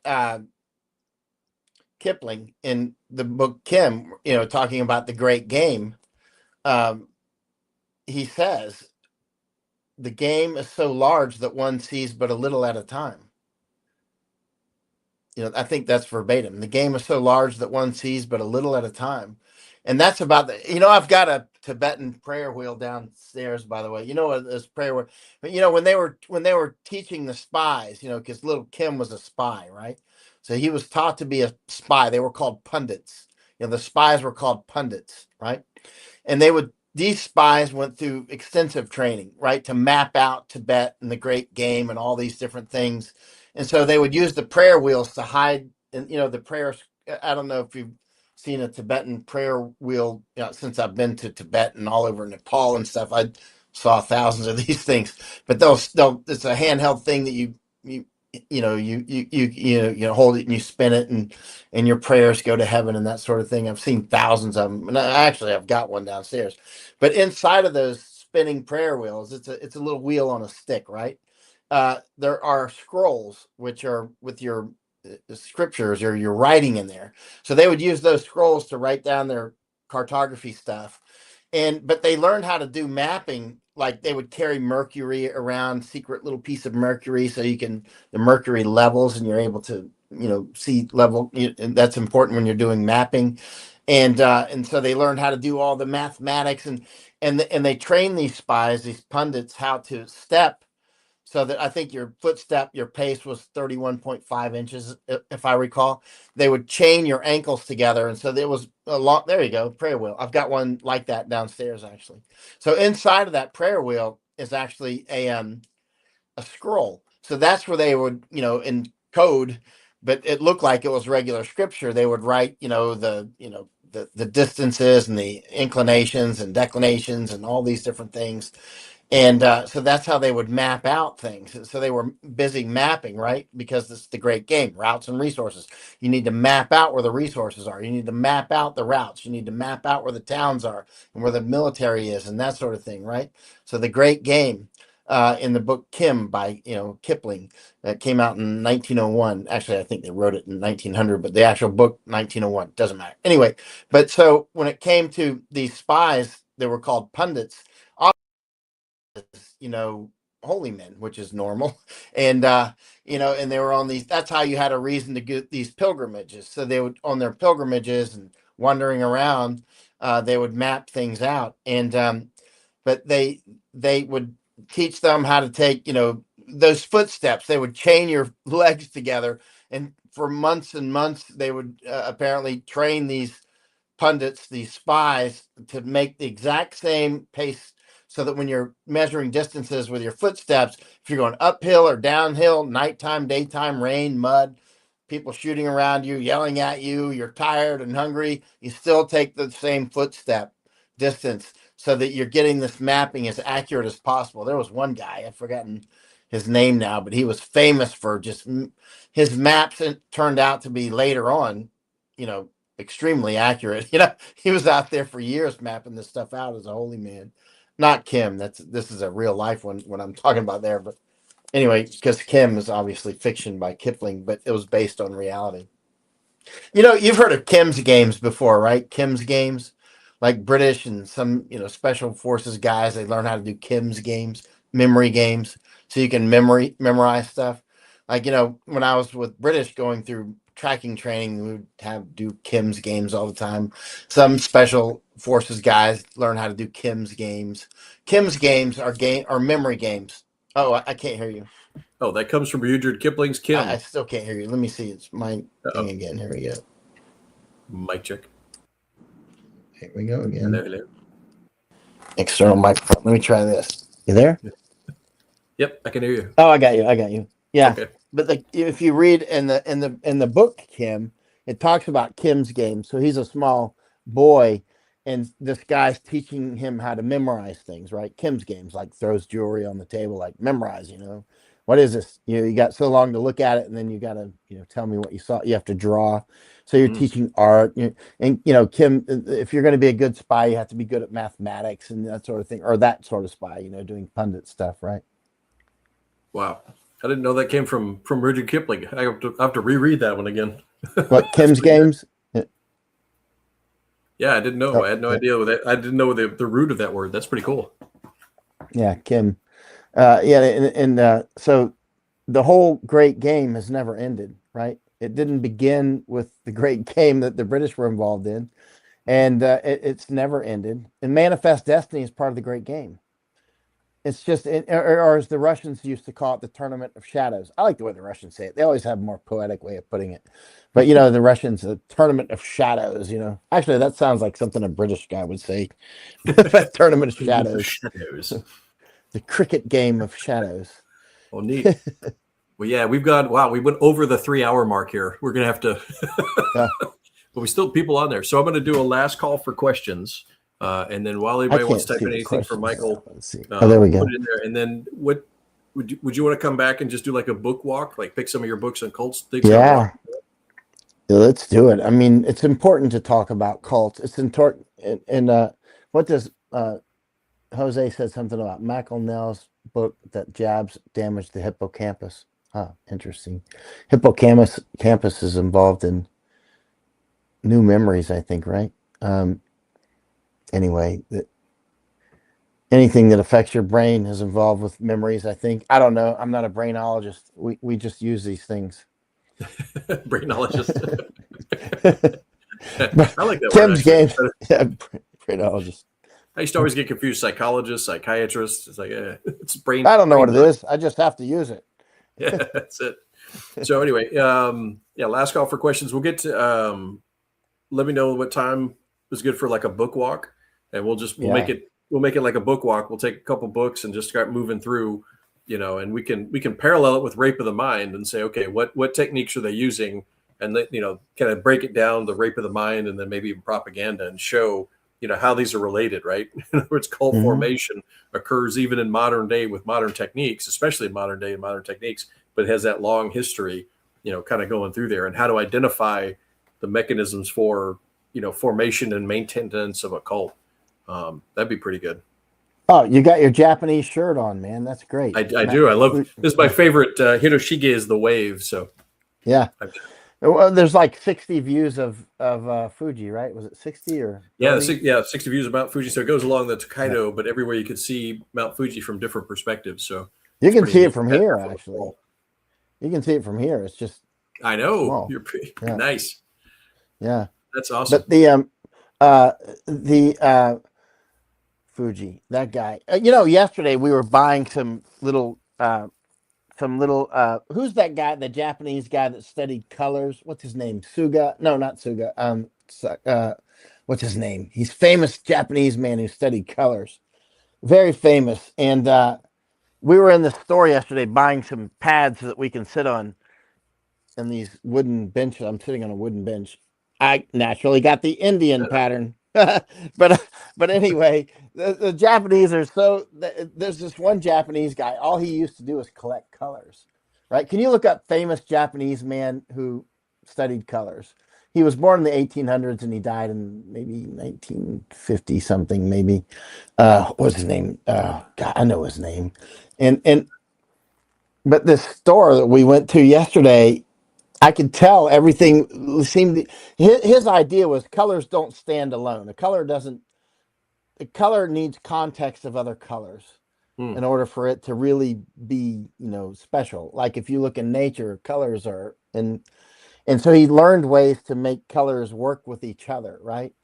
And then he, how Japanese are. So he collected pieces of paper of colors, and all his life he was collecting. People are like, he's the color paper man, stuff like that. But then he made this book that was very valuable. So we went into the store and I'm like, hey, that's the guy. These are the kind of color, and it was definitely more beautiful stuff, right? The way the colors match. And I mean, he's on, do you see his name there?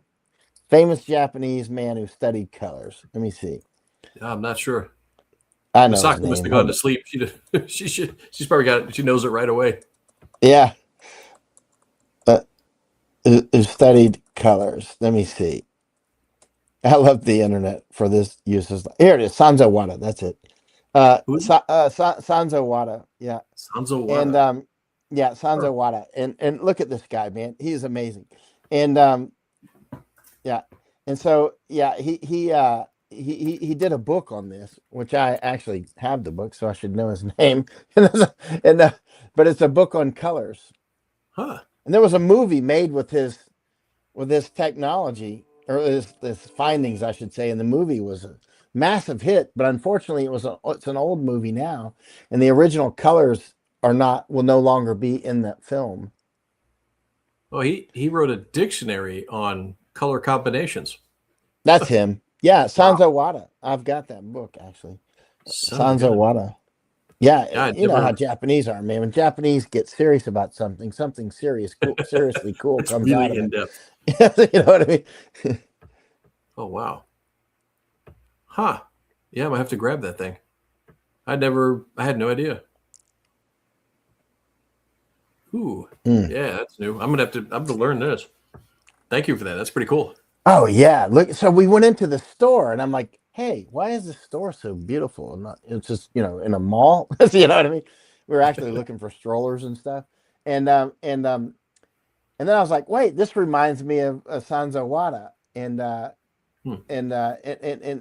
anyway, if you look at the colors of the things that they were selling, you could see that I think it was inspired by him. I pulled it up on the screen and I started showing some of the items they're selling. I'm like, well, see, these are combinations that Mr. Wada did.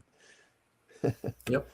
And then before we go, there's a book here. I'm going to grab it. So he's mentioning here the audience member from Brazil, Michael Neal's book, The Indoctrinated Mind. And Lars, who visited us in Boulder City.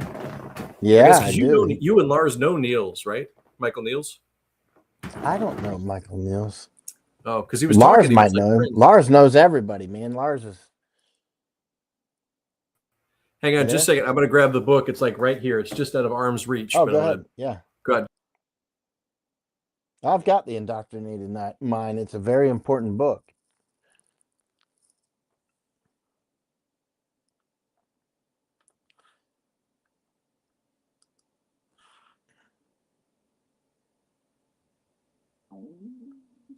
Oh, you've disappeared. So if you're talking, I can't hear it. So I wish other people could talk right now.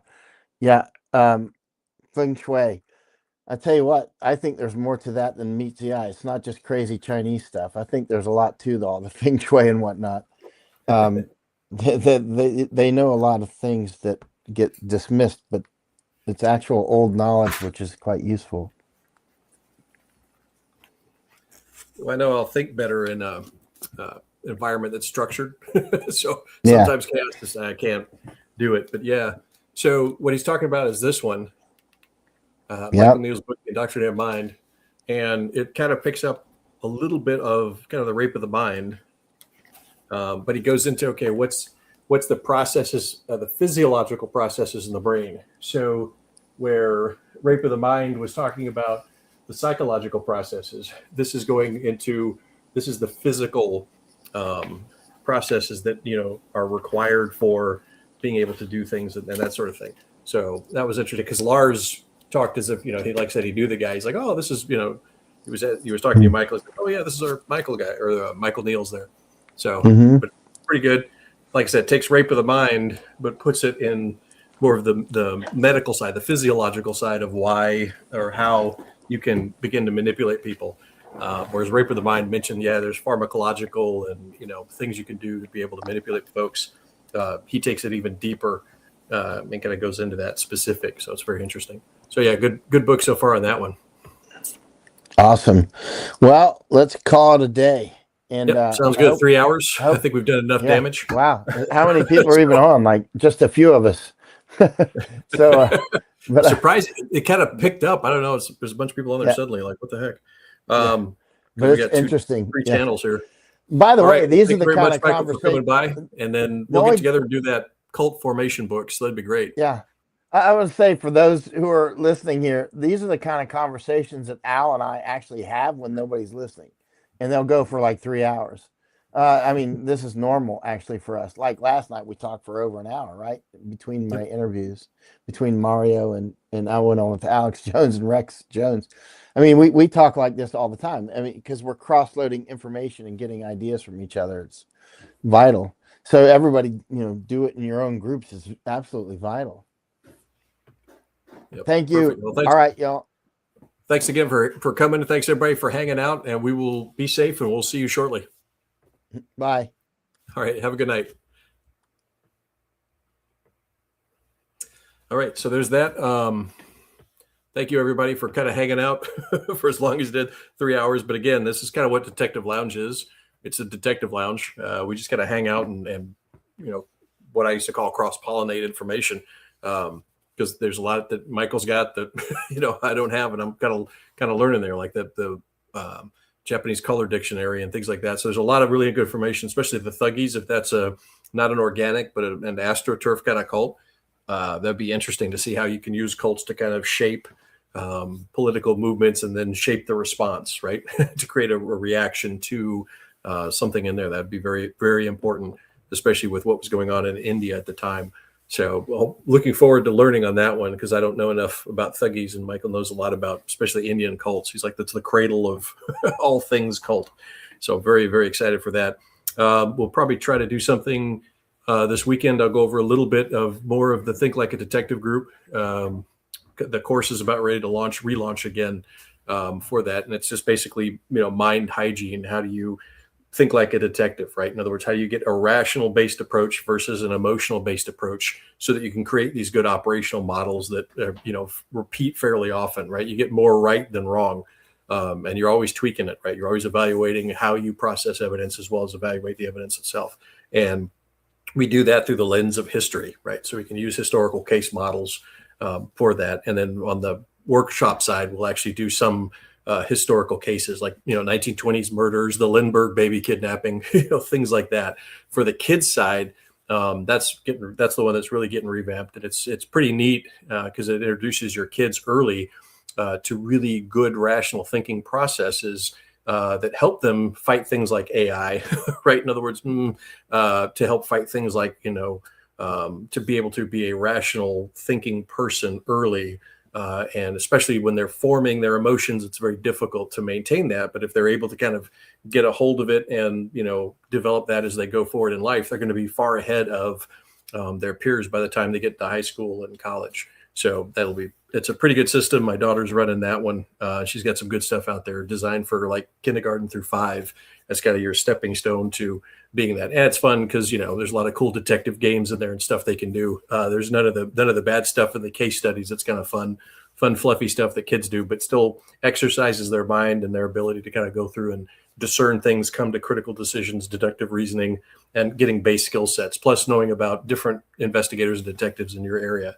So we'll go over that probably this weekend. I'll do a little intro to it, and we'll go from there. If anything you guys want to see, let us know in the comments. We'll repost this probably tomorrow afternoon after some editing. And thank you very much for hanging out. Have safe and have a good weekend.